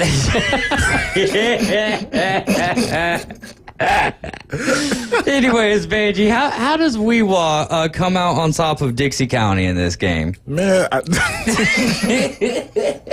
no disrespect to Weewa, but like, what do I say? Because it's just like, try your hardest. Do what has gotten you to this point. Because clearly, I guess y'all won the most important games y'all needed to win all year. So do whatever y'all did to win those games. And facts. You know what? I mean. Okay, well, all right. We'll just move along. Yeah, move along. Yeah. Florida High, Mariana. We've been following, and really big thanks to you for bringing our attention to Amari Clemens and Mariana over there in Jackson County, going to be hosting this game, right? What does Mariana need to do to take care of business against Florida High? You gotta ride the horse. You gotta ride the guy who's been ride the bulldog. Ride every down. This is the time where you say, forget what we've been doing all year. Forget the pitch count we might have had you on, because you didn't play second halves a lot of times. That's what I was going to ask you. Is like, is this one of those situations where come the fourth quarter, where he's having to run potentially, that maybe he's tired, he's gassed because he's not used to playing this many snaps, or is this where it's just like, you know what? We're just going to go ahead and uncage that beast, and we're just going to let him go and let him eat, right? I mean, so that's what I'm curious to see if this young man who has put up these just astronomical numbers in limited playing time, essentially, like, what is he able to do when they take the shackles off? That's what we're all wondering. Like, especially recently, I've seen games 9 carries, 12 carries, maybe 15 at most. I'm like, I'm waiting for 6,000 yards. Exactly right. So I'm waiting for the 30 carry game. Because I could just imagine maybe 400 yards rushing, 5 bro. And if you're his quarterback, aren't you okay with that too? Oh yeah, right? Like, and he's a stud. Go ahead, RJ Mays is he is QB1 for real. But then again, like, doesn't that take the pressure off you? Going, you know what? Here, Amari, just take this one. Yeah, man. That's why I'm like, it's going to be a great game because Florida High has a guy of their own in Tegan Hackett as a running back. He has 1,400 all-purpose yards. Yeah, he was a force to be reckoned with, and not only that, number 11. Oh man, they got some big guys over there. Yeah, they are size for size, pound for pound. If I'm Dana White, they're John Jones. No, I'm just kidding. But they were size for size right there with Mosley, which I don't think that we've seen that out of any other game outside of Niceville. Our final question, I guess, well, Middleburg-Niceville. Does Middleburg have an opportunity to take no shot at all? I believe Middleburg lost 48-3 to Fleming Island. So. Yes, it was a large differential there. So my thing is, like, when I was at the watch party for Mosley at Beef O'Brady's last week, Robert Fleming, he was just telling me Mosley got the worst out of those 3 in that region in Fleming Island, because Fleming Island's better than Middleburg and I believe the other one. So Niceville should get an easy one, especially they're going to be at home for the next 3 weeks. Man. Well, I mean, yeah, basically, because it is a 3, you go quarterfinals, semifinals, final. And they're the 1 seed, so. And the only thing really for Mosley to be able to host another game is the number 7 seed is going to have to take down Lincoln. And Lincoln and Niceville had a battle. Yeah, 38-35. Mosley had a battle with Niceville. So I think those top 3 teams, maybe 4 teams, I think anyone's is kind of a wide open field. Before we let you get out of here, Banji, and again, so appreciative of you coming on with us and giving us some of your time. Who is, no matter what sport you choose, could be someone just from Arnold today, Bangie's Baller of the Week. I actually have somebody who she also signed today, but from a different school, Bay High's Emily Rawlins. She signed to Eckford today. She had 5 goals, I believe, last week against Rutherford, and she has 8 goals in 2 games already this season. So she is my baller of the week. That's soccer? Soccer. Nice. Hockey. No. Field hockey? I mean, true. Do we have field hockey here? I don't know. I didn't think so. I go to high school here. Hey, absolutely. That's Bangie with his Bangie's Baller of the Week, and a great update and a great playoff preview. As always, very thankful for you giving us some of your time. And 8 goals. I mean, that's the Ronaldo of Bay County right now. Messi, more of a Messi guy. All right. Hey, that's what I've learned about soccer is you got to choose a side. One. Yep. No doubt. I would say I'm more on the Messi side of things than I am Ronaldo, especially because of his short stature. Exactly. The underdog story. Exactly. Man. Ronaldo's chiseled, man. Come on with it. So are you, Bangie. So's his statue bust, right? Oh, bro. I need that Ed Reed. That guy needs to be making all of the statue busts. You're riding with the Afternoon Underdogs. Quick timeout. We'll be right back with our Week 12 pick'ems from college football and the NFL. 104.3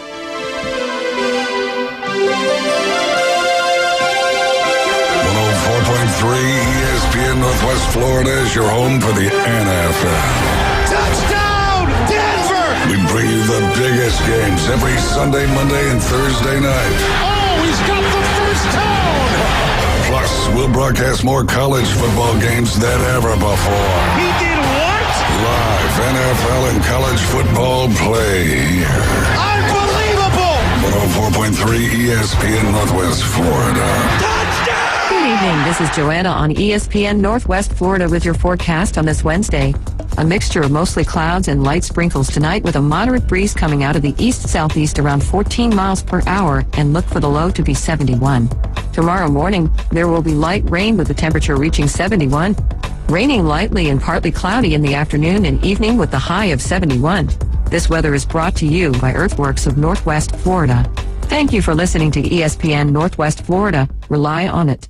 Are you tired of hearing 2 weeks when you call to get your boat worked on? Hey folks, it's Chris Kramer with Kramer Marine and Outdoor, and we'll get you in and back out on the water as quick as possible. We're a full-line Yamaha outboard dealer and Suzuki outboard dealer, and we have master-trained certified mechanics on site. So if it's just an annual service, electronics install, trolling motor install, or all the way up to a full repower, we can take care of you. So stop by and see us in the corner of Frankfurt and 23rd next to Bill Kramer GM, or call us at 850-851-0453.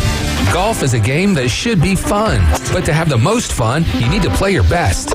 That's where the experts at Golf Plus come in. Their friendly staff will guide you through the buying process, answer all your questions, and can help with any repairs you need along the way. Golf Plus is your custom fitting, club repair, and golf retail shop. Golf Plus staff is non-commissioned and will work with you to find the best product for your game, just like they've been doing since 1988. Golf Plus in Dothan and Panama City Beach. Fitting, repair, retail. That's Golf Plus.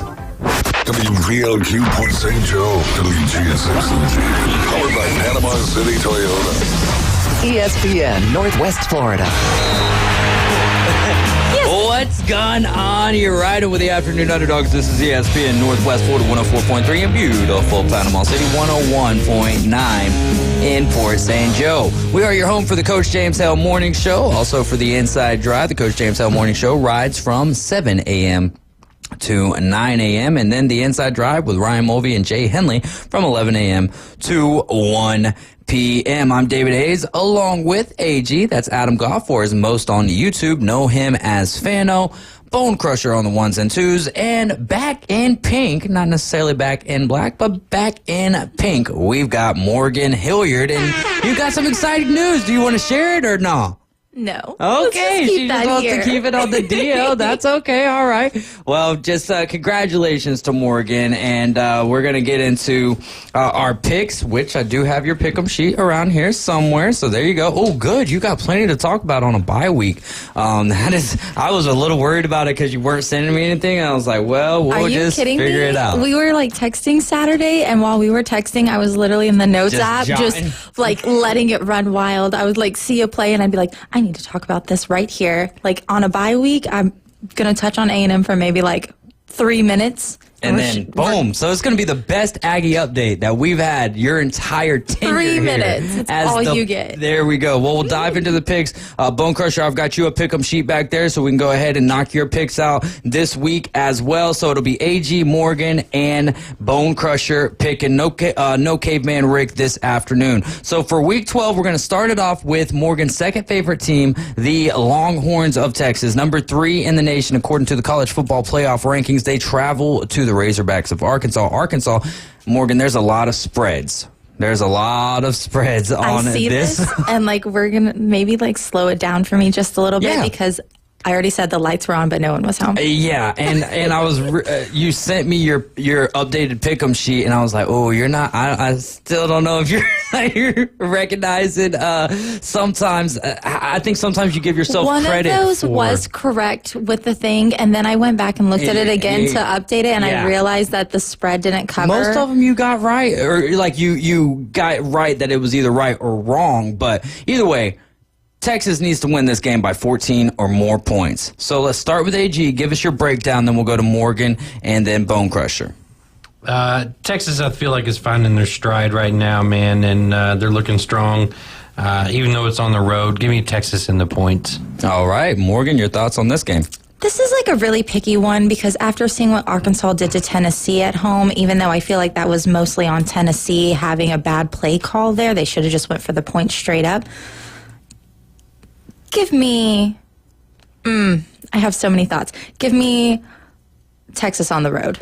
Oh, you heard it. That's our second favorite team. Bone Crusher, who you got? I'm going to go with Texas, too. Arkansas keeps letting me down. Yeah, I hear that. This is, I would love to see Arkansas just create more chaos in the SEC. It's going to be hard for me to pick them when it becomes my time to pick. AG, we're on to Clemson and Pitt. Over there, Panthers are hosting here. Panthers are also getting 10.5 points in this game. As at any point in time, if you want to read the YouTube comments, feel more than free. CC joining us. He did say we've been on the Amari Clemens train before it took off. By the way, going back to our high school talk, he did say that don't overthink it type of spread. Longhorns rolling cover. Jimmy says Texas with the points.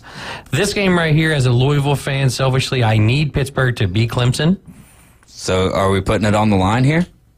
Yes, I need Pittsburgh to beat Clemson, so I'm picking Pittsburgh. All right, there we go. Mo. We are now the biggest Clemson and South Carolina fans that you've ever heard of in your life. Why Clemson? We need Clemson to win out, and we need South Carolina to win this weekend, so they will be the biggest game for the weekend, and then College Game Day doesn't come to us for Texas and Texas A&M because it's a College Game Day curse. I swear, we need them to win the next 2 weeks so to avoid that game day curse. What was the acronym we learned about last week? BAGS? BAGS. Mm-hmm. Yes. Explain that one more time for us. Battered Aggie Syndrome. Battered Aggie Syndrome. Bone Crusher, who do you have in this game? Clemson. All right. We'll take LSU and Florida for our next game. And Florida, a 4.5-point favorite, not using the spread here. Total sitting at 45.5. AG, lead us off. Jimmy says Texas with the points. Jimmy also says Pitt for the win. CC says Pitt wins outright, Clemson covers. Huh? That's Pitt wins outright and Clemson covers. Clemson needs to cover 10.5 points there, right. Cole C. So yeah, if Hard Rock would let you get away with that bet, heck of a you hit, man. Heck yeah, brother, that would be awesome. Question, yes. Mr. Paragon. Lagway, yes or no? I would imagine that he's playing in this game because he could have played a few series in the game against Texas, but I don't think that would have really changed anything. DJ Lagway will play. Oh, well, no. Actually, I think it's still a question mark up in the air. I would imagine he plays, though, because Billy Napier, after that last week, Napier already got the vote of confidence from Florida. They already said he's coming back next Do you year. feel like that is stuck in cement now? I think Scott Strickland is going to lose his job over those comments. Just because they gave him $1 doesn't mean he's earned that $1. That's a good point, but I'll take any dollar you give me, regardless of earned or not. Real. I do like earned dollars a little bit better, but blessings are still great, too. Give me Florida. Give me Florida to win this one. Wow. I like it. Mo? I do like it. Wow. Dude, the lights are on, but no one's home. She's already said to that. stop myself from talking about the things I want to talk about in the next part. Don't do me like that, Bone Crusher. God, Lagway is questionable still, and obviously we're not getting Mertz. Okay, give me LSU. That poor walk-on QB. Oh, More to come. More to come. Yeah, that is tough. Bone Crusher, your thoughts on this game? I don't see how it's possible to have LSU at only a 4.5 point. I mean, LSU's going to win by a lot more. Oh, I like it. I like the vote of confidence there. Number 23, Missouri, traveling to number 21, South Carolina. Carolina is a 12.5 point favorite. Somehow, some way, the College Football Playoff Committee is still keeping Missouri up in the top 25. Doesn't make sense to me, but I'll take it as an Alabama fan because it does bode well for their efforts. South Carolina, 12.5 point favorite. Do they cover? AG, your thoughts, and read any comments that you might have. Jimmy says, go Tigers, LSU wins. The bounce back game for Jimmy. Every time I think, you know what, I think this is where South Carolina is going to have a letdown, they end up showing up and showing out. Yeah. Right? I don't think anything changes here. I think I'm not a big fan of Missouri, particularly on the road. Give me South Carolina big here. Give me South Carolina at home. You already know my narrative, but give me Mizzo to cover. All right. Bone Crusher. South Carolina. All right, we'll move on to Arizona State, 7-2, no number beside their name. They're taking on also 7-2, number 16, Kansas State. Kansas State is a 9.5 point favorite with Avery Johnson, the quarterback there, and they are at the house here. Total sitting at 50.5. AG, what's your narrative? Kansas State covers. Morgan? Give me the ASU Aggies. That's a joke for someone I know who's watching. Okay, I was about to say, they're the Sun Devils, but all right. No, I have a friend who is an Arizona alumni, in a way, sort of, in a way. Anyways, I made a joke to them about ASU Aggies because we were talking about uniforms. Give me the ASU Aggies. All right, there you go. And Bone Crusher. Kansas State going to cover at home. All right, he's got the Wildcats, or do you have some other name that's not their actual name for Kansas? The Little Apples? the Little Apples, I like that. Over there in Manhattan. Number 7, Tennessee, taking on number 12, Georgia, between the hedges in Athens. This game right here on ESPN Northwest Florida. Coverage starts at 6 for a 6:30 kickoff. Georgia's a 9.5 point favorite in this game, and lots of apples on the line, if you will, for this game. And the SEC, 48.5 is the point total. Your thoughts, AG? Jimmy says South Carolina wins and Kansas State for the win. I feel like Georgia has checked out.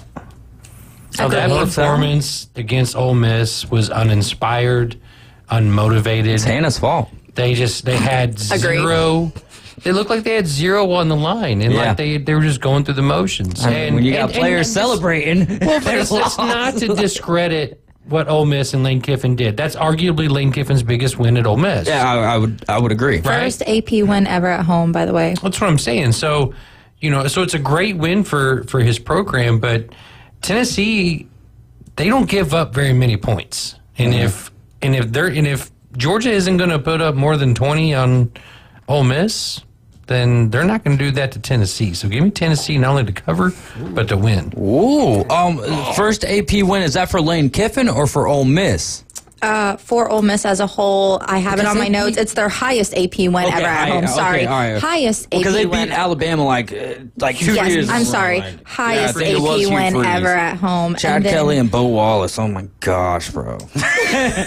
Okay, bro. Your PTSD sitting in over here. Yeah, for real. Well, this was back when I was rolling sushi at Pompano's, and Chad Kelly's uncle and aunt are sitting at the bar, and I'm serving them sushi and everything. And they're like, "Oh, you're an Alabama fan?" I'm like, "Yeah, I'm an Alabama. What do you think is going to happen in the game tomorrow night?" I'm like, kind of giving my thoughts on it or whatever. And they're like, "Well, actually, you heard of Jim Kelly?" I'm like, "Yeah." He's like, "Well, his nephew is going to be playing for Ole Miss, Chad Kelly." And I'm like, "Oh, okay." And they're like saying that their family, regardless, I don't know if that's true or not, but I do know that they were claiming him as family. And they're like, "Watch out for him. He's going to be good." And he was good for Ole Miss. And then other things happened. But hey, I think he's been playing some CFL ball and all that good stuff. So good for him. Anyways, just a cool story there. Your thoughts on this game, Mo?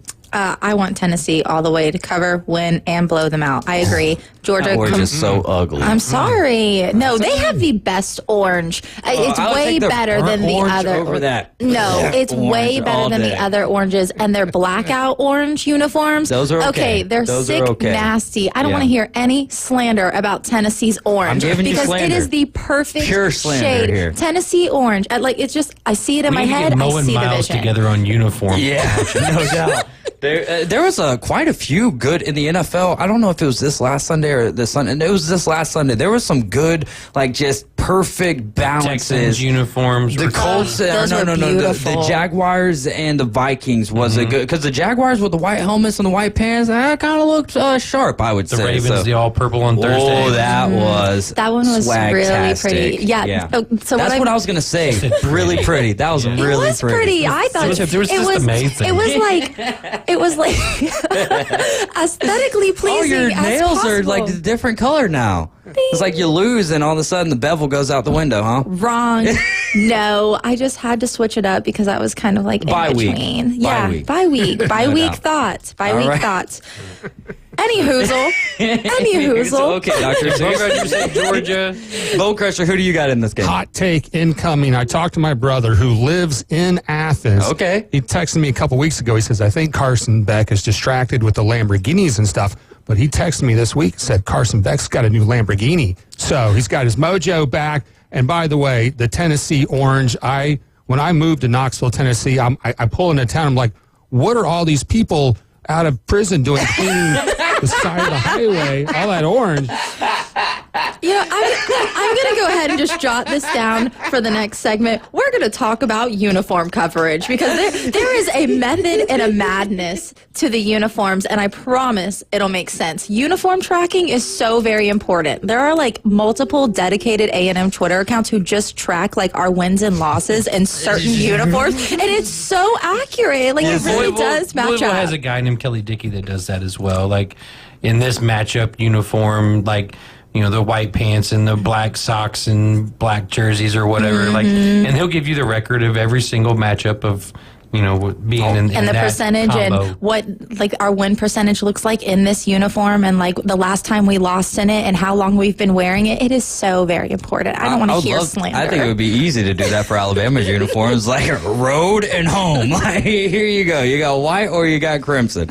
Moving on here to Kansas and BYU. BYU, just a 3-point favorite, number 6 in the land, total sitting at 55.5. If this spread was bigger, obviously we'd be using the spread, but since they're not, I'm going to put a boatload of money on it. Not a boatload, obviously a boatload to me is like $50, $100 or something. Okay, but, real. But they made me like +5 this last Saturday. So, Kansas, BYU, who you got? I got BYU. I think they run away with the Big 12. Don't sleep on those soakers. Don't you do it. Don't you do it. Bone Crusher. BYU at home. There we go. Oregon at Wisconsin. Wisconsin's getting 14.5 here, and the total sitting at 52.5. Wisconsin just doesn't have the athletes to keep up with Oregon. I think Oregon wins big. Morgan? I'm also going with the Ducks. Badgers. Oh, there we go. I like it. To cover or win? Well, whatever you circle is... No, I get it, but I'm just well, it's 14.5 points. Yeah, I don't think the Badgers are going to lose at home by 14.5 points. I'm picking them to make the spread. Yeah. But you think Oregon wins the game? Yeah. Yeah. Okay.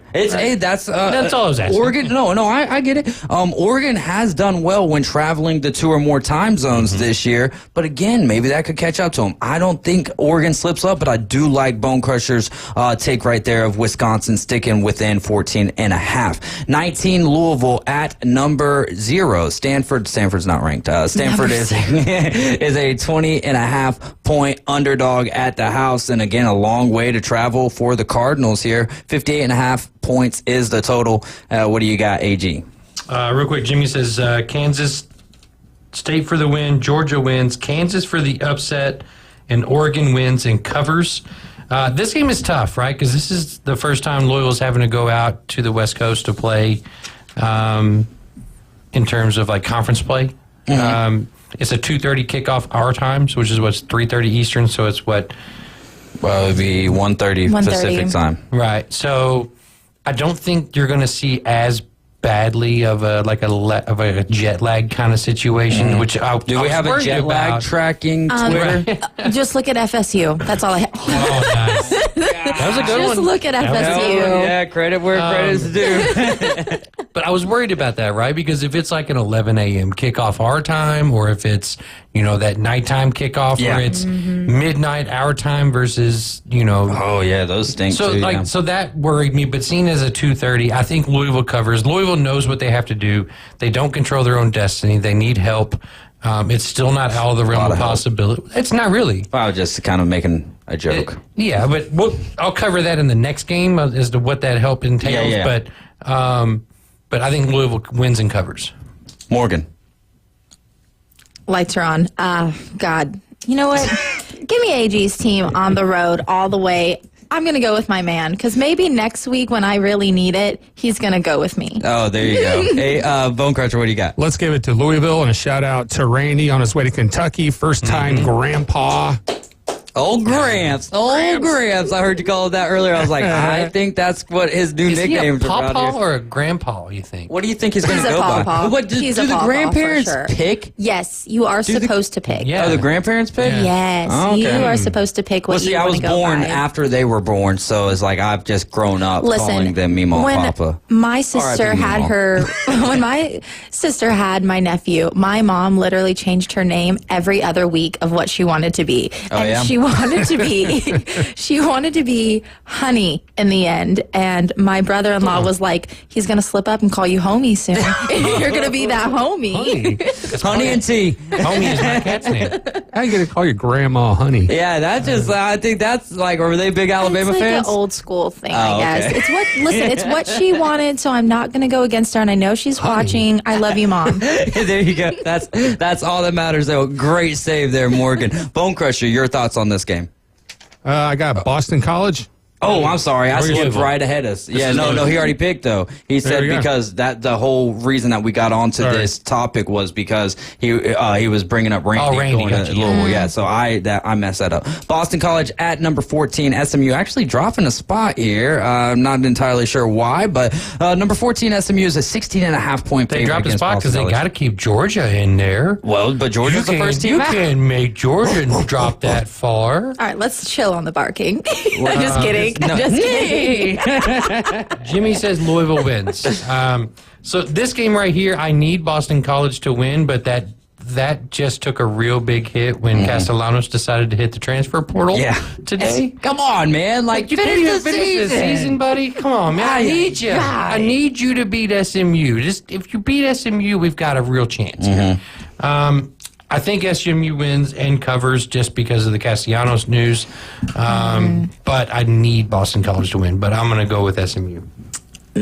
I'm sorry, I've been so busy today. Knowing that there is now a locker room cancer floating around, I was going to say this anyways, but maybe to cover, give me SMU. Respect SMU. Got it? Hey, got it. I've been respected them because that's been my narrative for 4 weeks, and we're going to stick with, if it ain't broke, don't fix it. There you go. Bone Crusher, what do you got in this game? I know that you already said it, but reiterate it. Yeah, Boston College covers the spread. All right, quick timeout. When we get back, we'll briefly go through these NFL games, and then we will dive into the most important segment of Morgan's Afternoon Underdogs. I don't think you realize how many people ask me about this week to week. It's a big thing. I know it is. It is. Why do you think we keep on having you back? You're right with the Afternoon Underdogs. Gang. Gang. All right, we'll be right back, y'all.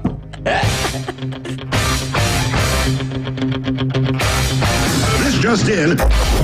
Get the latest sports news, scores, and updates from 104.3 ESPN Northwest Florida. Follow us on Facebook for exclusive content, behind-the-scenes action, live streams, and the chance to interact with your favorite hosts. Stay connected. Stay connected. Stay connected. Join the conversation on Facebook, YouTube, and Instagram. Search for ESPN Northwest Florida and crush the follow button. I follow you on social media. We're always here to keep you in the game. Good evening. This is Joanna on ESPN Northwest Florida with your forecast on this Wednesday. A mixture of mostly clouds and light sprinkles tonight with a moderate breeze coming out of the east-southeast around 14 miles per hour, and look for the low to be 71. Tomorrow morning, there will be light rain with the temperature reaching 71. Raining lightly and partly cloudy in the afternoon and evening with the high of 71. This weather is brought to you by Earthworks of Northwest Florida.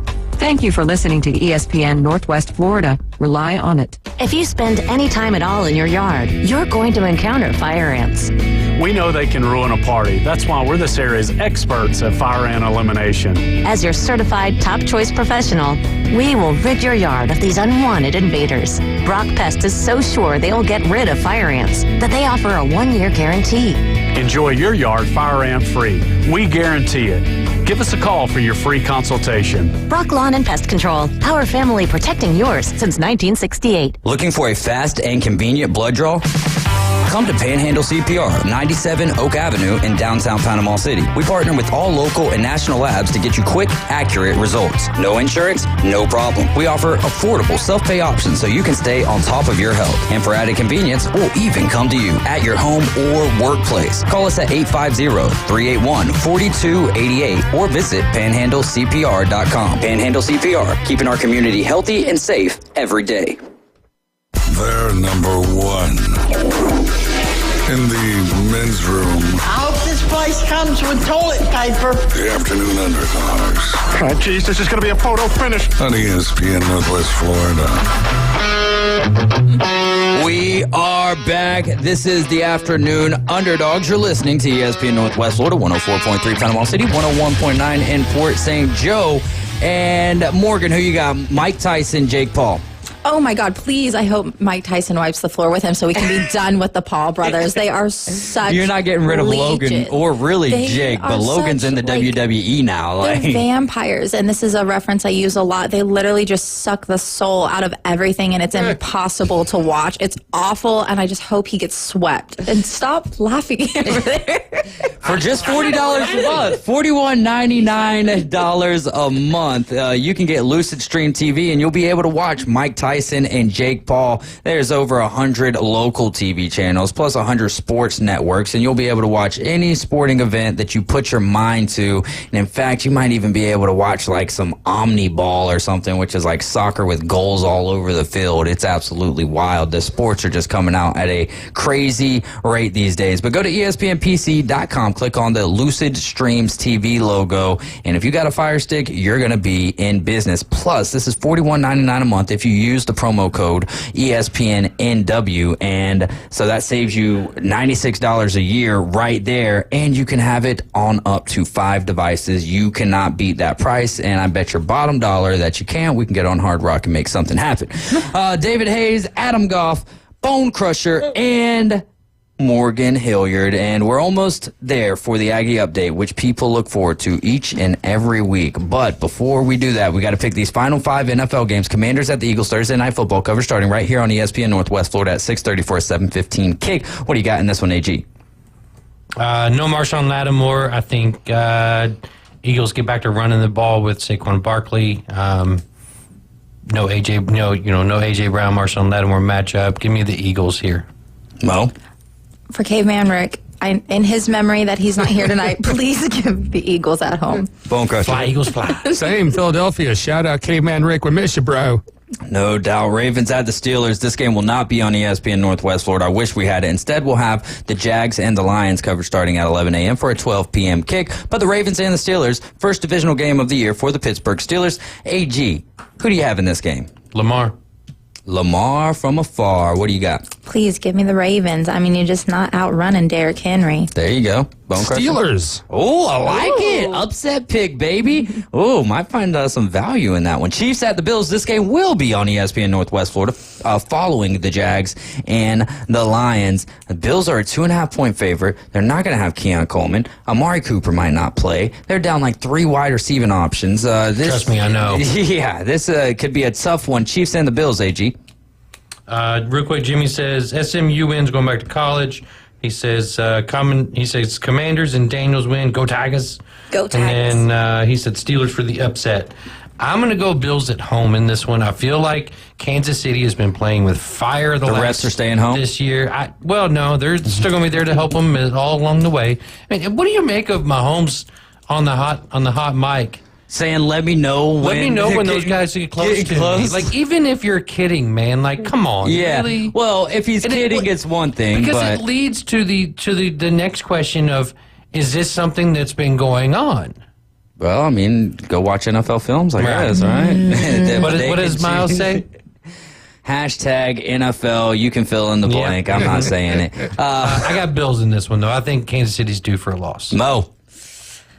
I'm so sorry, AG. You're just not going to beat the Chiefs at this point, whether it's the refs or the sacrifices they make to the demons in their homes that are painted on their walls. You are just not beating the Chiefs. That's just pictures of Taylor Swift. Yeah. You are just not beating the Chiefs at this point. And, if Mahomes said that, I haven't got to watch any interviews from NFL, but he might have enacted a curse on himself, and someone may catch him, but you're not beating the Chiefs as a whole. There you go. Andy Reid and his ugly mustache, apparently that's what's doing it for them, is that ugly ombre mustache. That's what's keeping them in the game. Bone crusher. I don't. Vegas must know something. Bills are favored in this over an undefeated team. Vegas knows something. I'm not going to bet against Vegas. I'll go with the Bills. Yeah, that's it's definitely something to watch. Sunday Night Football coverage starts for this game at 6:30 on ESPN Northwest Florida. 7:20 kick. Bengals at the Chargers. Chargers are 1.5-point favorite at the house here. AG, this has got your team involved. Lead us off. Well, since IU wasn't able to, come up with the cojones to play Louisville in football this year, Max has decided that he's going to be a Herbert stan against Burrow, right? He's been hammering this is the AG Max matchup. I like it. Year, we need to watch this game together. That's what I'm saying. So obviously the Bengals are desperate for a win. They're still not out of that 7 seed because it's owned right now by the Denver Broncos. The Chargers are probably going to be in the playoffs at this point. Big road game. Bengals are flying out early to get ready, so that way they have 2 full days of prep out there on the West Coast. Joe Burrow dropped an F-bomb in a press conference today. He's fired up and ready to go. Sounds just like Morgan. Right. He's fired up and ready to go. Hoo-day. I'm not even going to touch that comment. Give me Joe Diddy. Joe didn't do what I think he did he? I'm not letting that go until there is definitive proof of something other than Diddy being at the Bengals practice. He's forever Joe Diddy now. Give me Joe Diddy. There you go. You heard it here first. Bone Crusher, what do you got? Bengals. All right. Then we'll move on to our final game, Monday Night Football. Texans and the Cowboys. Cowboys, 8.5-point dogs. Sun will not be shining in this game. What do you got? We are using the spread for this NFL game. That's the second time this year that we've done that. Jimmy says Bills win, baby. Chiefs going 9-1. And then he says Bengals win. This one here, you got Trey Lance going against C.J. Stroud, I think, at this point, because I think we've seen enough of Cooper Rush, and I still don't know if that's going to be enough for Dallas's offense to even do anything. I feel like Houston's one of those teams that they're young enough to make the mistakes they did against Detroit Sunday night, but they're still mature enough with their coaching staff to make up for it and do better. Right. I think Houston wins big here. I'm not touching the Cowboys with a 10-foot pole. Even though the Texans were a little on the down slope over the weekend, I do think correct over here. Give me the Texans. Correct over here. I like that. Correct. Bone Crusher, your thoughts? Just die already.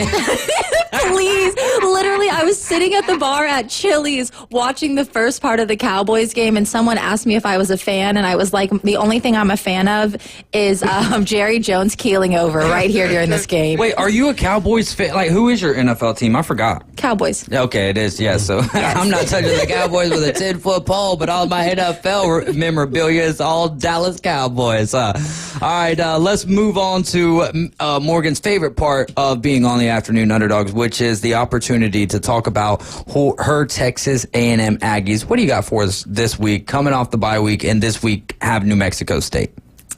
I was looking at... or is it New Mexico? It's one of them. It's New Mexico. They beat... No, they didn't. They lost to New Mexico State earlier. This is a game that we should just absolutely win, and not calling it the Aggie Bowl would definitely be a disrespect because you have the Texas A&M Aggies and the New Mexico Aggies. I think New Mexico's the logos. New Mexico State is the Aggies, right? Is it? I've got that flip-flopped? Yes, this is indeed the Aggie Bowl. Trust me, I did my research. Good. I did my research. They've only went 2-7. They've had a handful of close games, and when I say a handful, I mean less than 5, that they were actually close. So are you guys playing New Mexico or New Mexico State? New Mexico. How many times do I have to say this? Okay, well, again, New Mexico's the Lobos and New Mexico State is the Aggies. Well, I already told you that the lights weren't on. What do you want from me? Well, AG's over here co-signing for you, and that's why I was like... I'm looking at the schedule. Did you write New Mexico up there? Is that why we don't got Texas A&M on this schedule? That's why I was looking at the schedule. I guess not there. Oh, okay, gotcha. That is so disrespectful. I'm just kidding. Listen, it's not. anyways. I'm just kidding. Moving on. Sorry about that. Move on. Anyways, wipe that slate clean. They've only had like 3 close games where they actually might have gotten close to. They've only got 2 wins, right? Yes. Yeah. They're 2-7 right now. So if we don't win this game, I would be absolutely disappointed. I also think it's a really good game to come back to after our mistakes against South Carolina and just getting back into the right headspace for what we need to do to make it to the playoffs. I would love to see a lot of things just from our offense. And just seeing what our offense does to adjust to Marcel and the Colin Klein playbook, which we still don't even know what the full playbook is. Of course, I'm rooting for the Aggies all the way, but if this isn't a blowout, I will be a little bit disappointed. And it is New Mexico State that you guys are playing. So it is the Aggie Bowl. And that's what you were... Okay, sorry. No, I just there's forgot no to put sorry state on there. that. No, exactly. There's no issue with that. It's just I was like confused because I'm like, wait, if it's New Mexico, like it's the Lobos. If it's New Mexico State, and it's New Mexico State. Who cares? They're a no name. It doesn't matter. You got it right. It's the Aggie Bowl, okay? Aggie and Bowl. so we're excited about that. So 6:45 kickoff, a little late for a game like that, but it'll be, something to kind of get ready for what's ahead, right? And that'll be and the that's Auburn Tigers, right? Yes, Auburn on the road, and I don't know what time that game is, but this QBD. So for the Auburn game against Texas A&M, they'll either be playing at 3 or 4, I believe that's Central Time, or 6:30 or 6:30 kickoff. They've got it listed on ESPN with like multiple different time slots. So. How they pick those time slots is so crazy to me, Well, where they decide what goes where. But Yeah. I just literally look like the week of just to see where I'm going to be when, because what time the Aggies play dictates my whole weekend. Yeah. Where will I be at this time? And I actually It's got... like, where's Waldo, but Yes. where's Mo? Exactly. There you Like, go. where am I going to be at this point in time? Because if you invite me to plans and try to make plans with me during my game time, Check the I'm not schedule, going. for crying out loud. If you Literally. want to know if you can hang out with Morgan at a certain time, check the Texas A&M football schedule. And please have a mustache. And please have a mustache. And please have a mustache. Just one that's very similar to Andy Reid's mustache, right? No, please. No? Gosh, I will drive my car off the Hathaway. No. Gardner Minshew? Yeah, well, Gardner your Minshew mustache? your What- top I mean, 5 favorite mustaches. Yeah, what are we talking about? I feel like we've been over this before, but just like a nice handlebar mustache. There can't be like Handlebar. there can't be like any room between the mustache. It needs to like go to your nose. Like I've seen Go to your some. nose. Like, it's very needs to specific. go to your It's a nose. very specific look, and you must meet the So criteria. like a Ron Jeremy. Yes, there's standards to this. Please. They're like think Ted Lasso. Like he's got a very full mustache. Ted Lasso mustache. Yes, a There you very go. full mustache. But Full mustache. it's a very specific standard, and if you're not going to meet the standard, don't even message bother. me. Thank There's- you. Come on, stay out of the DMs unless your mustache This isn't a dater. This is just to talk to. Yeah, this is just to be friends. Right. You can't be friends with Morgan without a full mustache, right? Look, a lasso Don't stash. step where you can't compare. Don't do it. There you go. My goodness. A whole lot of woman right there. All right, what is next, Morgan? What do we? Or wait, we haven't really even dove into the game where we were talking about mustaches and make This is sure what that you people check tune the in for, schedule. to see this crazy unhinged blonde girl talk about everything but what she's actually going to talk about. Yeah, that's a great job of me and Adam Goff, just like kind of leading you down the path, right? What some of your thoughts on this game? I pretty much touched on everything I already want to touch on, other than we better absolutely blow it out. They have the advantage of the 12th man. It is a home game. All the qualities are there for this to be an absolute blowout, which has been what New Mexico has done a lot. So I better see all of these things, just like I better see a mustache. Going back to basketball, I know we touched on that. I see. Well, it's just like you're bringing it up. Seriously, with the way you guys are looking at me We need right to have now. like for next Wednesday. Are you going to be here next Wednesday? Yeah, of course. Next Wednesday, guys, send in your mustache pics, and we'll try to set you up on a blind date. We'll do a top 10, we're gonna blank out the whole entire face. Just like put emojis over it, like just the mustache. Just the stash, and then we're gonna send you on a date. One lucky guy will be on a date. Wait, is your boyfriend gonna be okay with this? No, Does probably he have a not. mustache? Yeah, how is your boyfriend's mustache? We're not talking No about notes. No notes. We're not talking about any of these things. I'm gonna grow a mustache. Hey, Bone Crusher's gonna enter the sweepstakes here. Hey, seriously, guys, send in your pictures here. We'll make this happen. Like, this will be fun, right? Are you down with this? I'm on board. All you know right, what? Send in the there we go. mustaches. Send the stashes I in. want to see It's if like anyone Masked actually... Singer, but like Masked stash. mustache, masked stash. Masked stash. Yes. All right. Okay. On to basketball. We talked about it last week. Anyways, just a brief touch really quick. You're red over there. It's not your the pink and your red is kind of blending in very well right now. I can't handle this right now. There's so many things going on. I didn't think we were going to go on a tangent about this topic. Well, you never know. Yeah, that's how we roll here. This is very true. This is Okay, a daily Moisms. Let's just skip over basketball because I don't want to talk about that. Why don't we want to anymore. talk about Auburn and airplanes? I'm skipping to Auburn. I was Okay, talking but that's about still Aggie basketball. basketball. Oh, okay. I was talking about Aggie basketball. Let's skip to Auburn men's basketball. Team plane flight to Houston. And I know I texted you and you said that you knew why they turned around. But AG, have you been keeping up with this?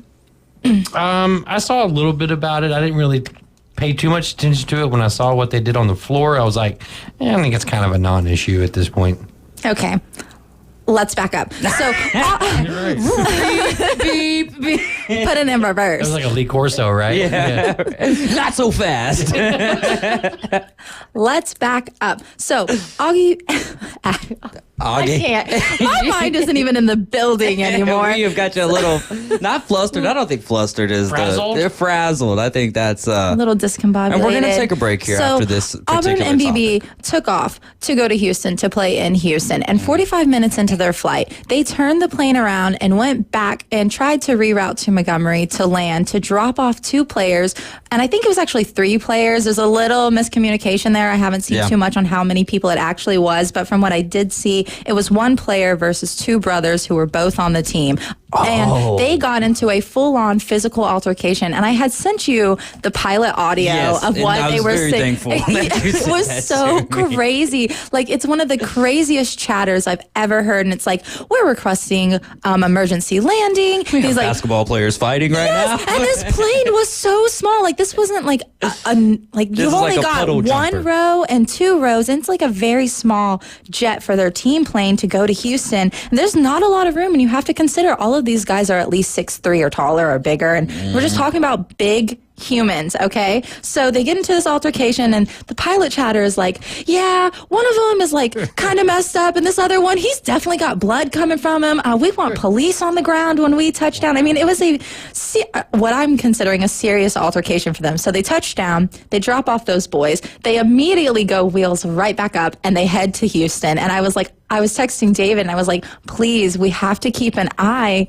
on the Auburn game while we're watching LSU Alabama, because I need to know if they went out or not. And then I had to go look for their highlights and stuff. And yes, you were correct, AG. They dropped 3s all over Houston. So either they were really glad that those guys got taken off for the night, or they just had a vengeance. So was it the brothers who got removed? No, Or all 3 who were in the altercation? It was the one guy and one of the brothers. Okay. For sure who got removed. But who was actually in the altercation, from what I've seen, it was the one solo dude versus the 2 brothers, and one of the brothers still got to go to Houston. Oh, there you go. If I'm Bruce Pearl, I'm just locking him in the lavatory. It's just like, You know what I mean? Like, you're in this one, you're in this one, you're in that one. Everybody else, you better hold But it. if it's the plane that she's talking about, there's no way there's more than no one. way. Right? There's no way. Yeah, It's I a don't know. I'm just very saying. I'm small, with you. confined area. And like, I saw a picture of them actually on the plane, and their heads are literally almost touching the top of the plane ceiling. There's no way these dudes got into a fight and didn't at least take a couple people with them. Yeah, no, that's a good point. It was Howard and teammate Jaheim Hudson in the altercation. So they did end up winning though, 74-69 against Houston, which Houston is obviously a really good basketball team, and they're doing that on the road. And you can also listen to the Auburn Tigers basketball team, not the playing side of things, but the actual basketball game this evening. Coverage starting at 6:30. If you want to hear the playing side of things, I'll be back. Because if you think I'm not back, I'll be back. Because if you think I'm not going to keep an eye on this going forward, trust me, anything controversial that happens in the sports world, I see it and I talk about it and I put it on my notes, because you're dang right we're going to sit here and discuss it. From airplanes to mustaches, the burner verse is absolutely wild. You're right with the Afternoon Underdogs. This is ESPN Northwest Florida. We'll be right back with our final segment of the afternoon.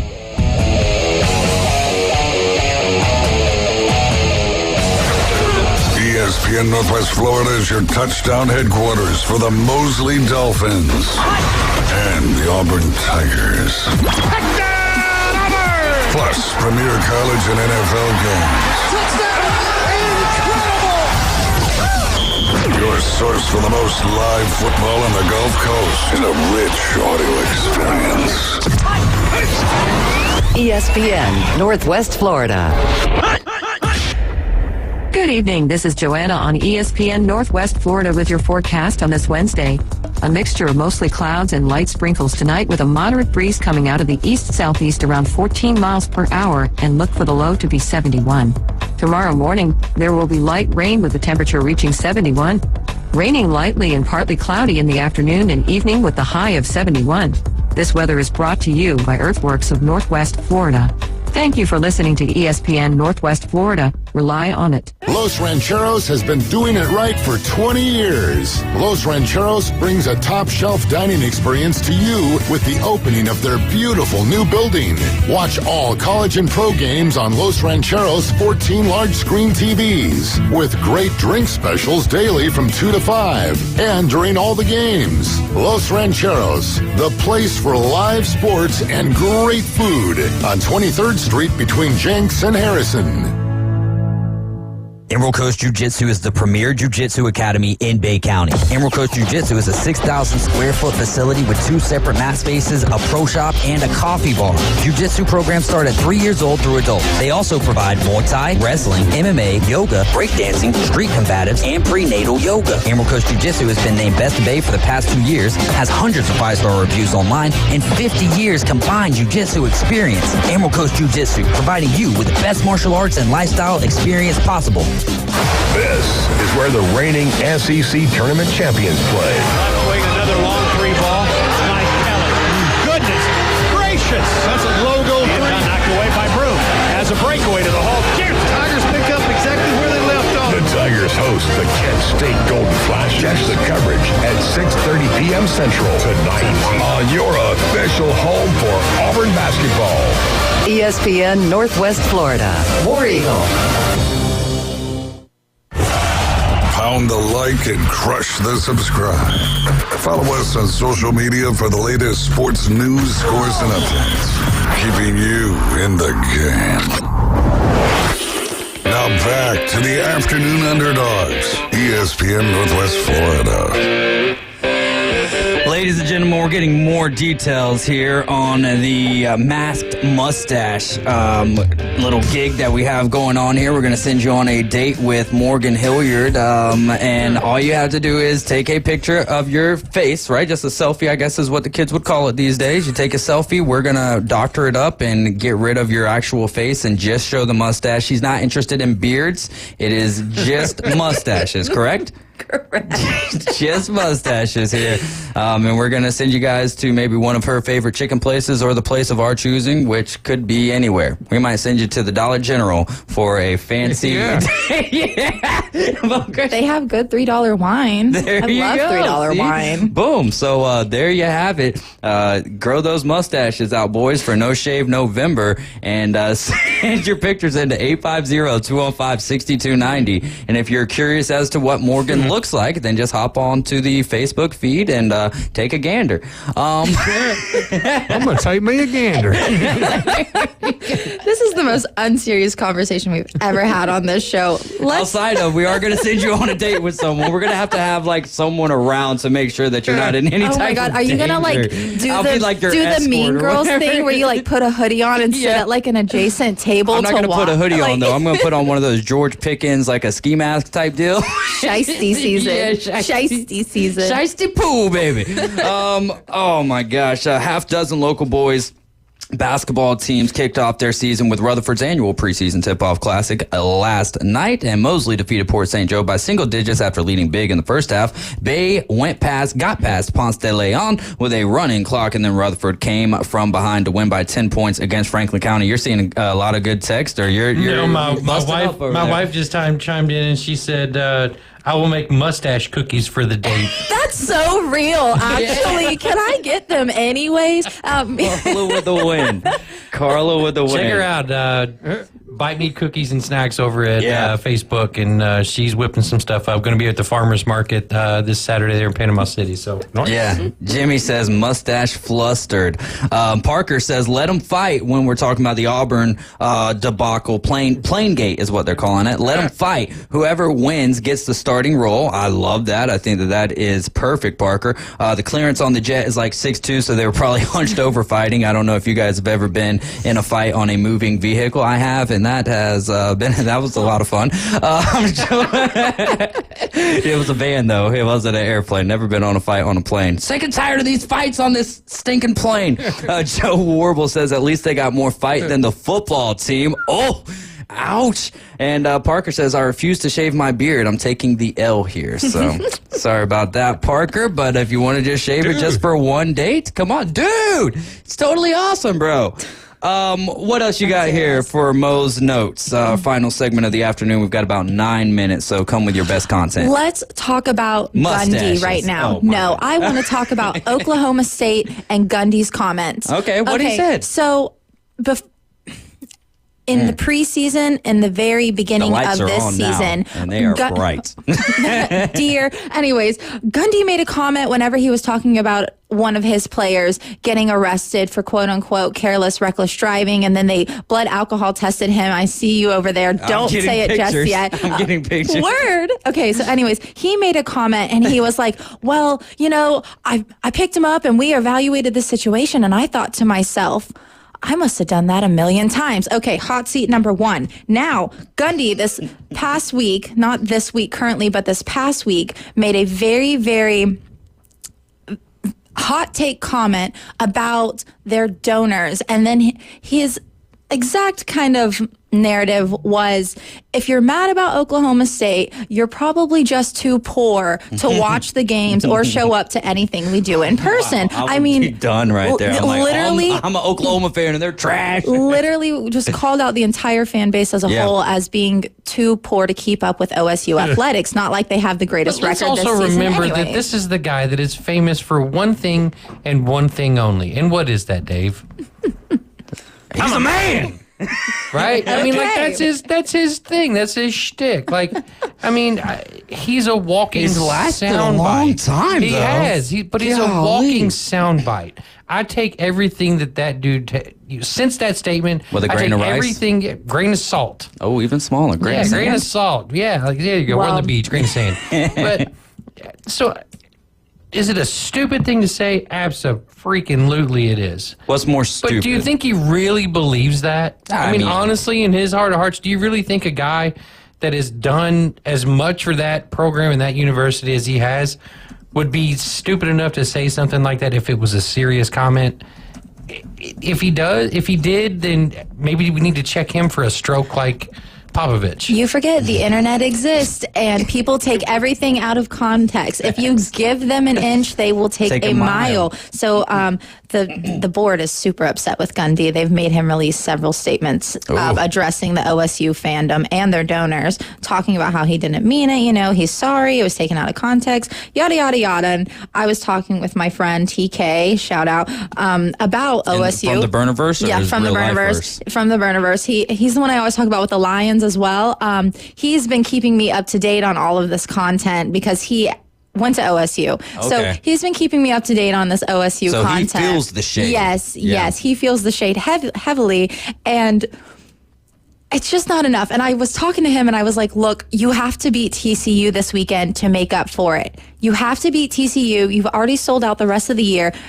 Of course, those tickets are bought, but no one's going to show up because, quote unquote, you're too poor. What a statement to make. And then OSU gets absolutely cooked by TCU. They get cooked. I love it because Parker says, you're too broke to talk about Mike Gundy. Got it? And I'm like, hold up, man. Yeah, like, right. where are we going? Yeah. Then he puts in parentheses, this comment will make sense in 5 seconds. Then you tell the story, and I'm like, oh, all right, Parker's on game right now because I didn't even hear about any of this, right? I'm still mad at you, Mike Gundy, because I picked Oklahoma State to win the Big 12. And what have you actually not won the Big 12, but finished second in the Big 12? And what have you done? So you owe me an apology because I'm a man. I'm 33 years old. Parker also says, called even the boosters poor. Now they're shifting their donations to other sports, as you mentioned. So you're always keeping us on top of what's going on, not just in the burnerverse, but like anything having to do with the internet in general. If it's controversial, we're talking about it, you know? Because I've been following this heavily, and I even have the video on my phone saved of his press conference where he's like, well, I thought I must have done that 500,000 times. So if anyone says anything, like, oh, I did this, and I'm like, well, I must have done that 500,000 times. But it's just like that small little clip where he's talking about him blowing less than 0.08, but, you know, it is what it is. Talking about Ollie Gordon. Yes, talking about Ollie Gordon. But, you know, you can't...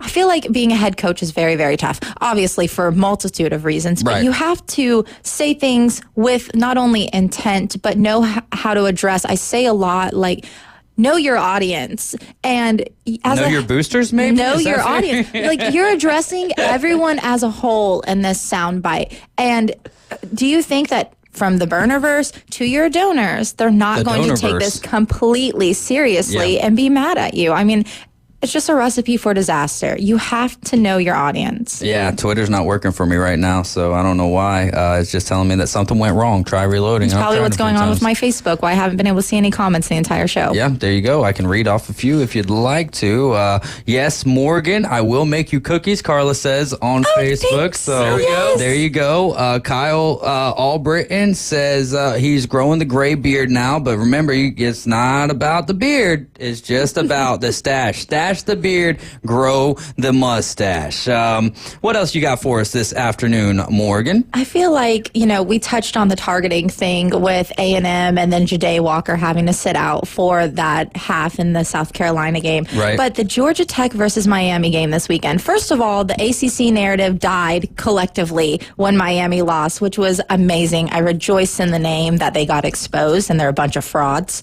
But there was a really big play where there was two fouls called at the same time. One was a face mask that immediately led into a targeting. He did launch with the crown. He did seem like a defenseless player after being face masked by Miami's defense.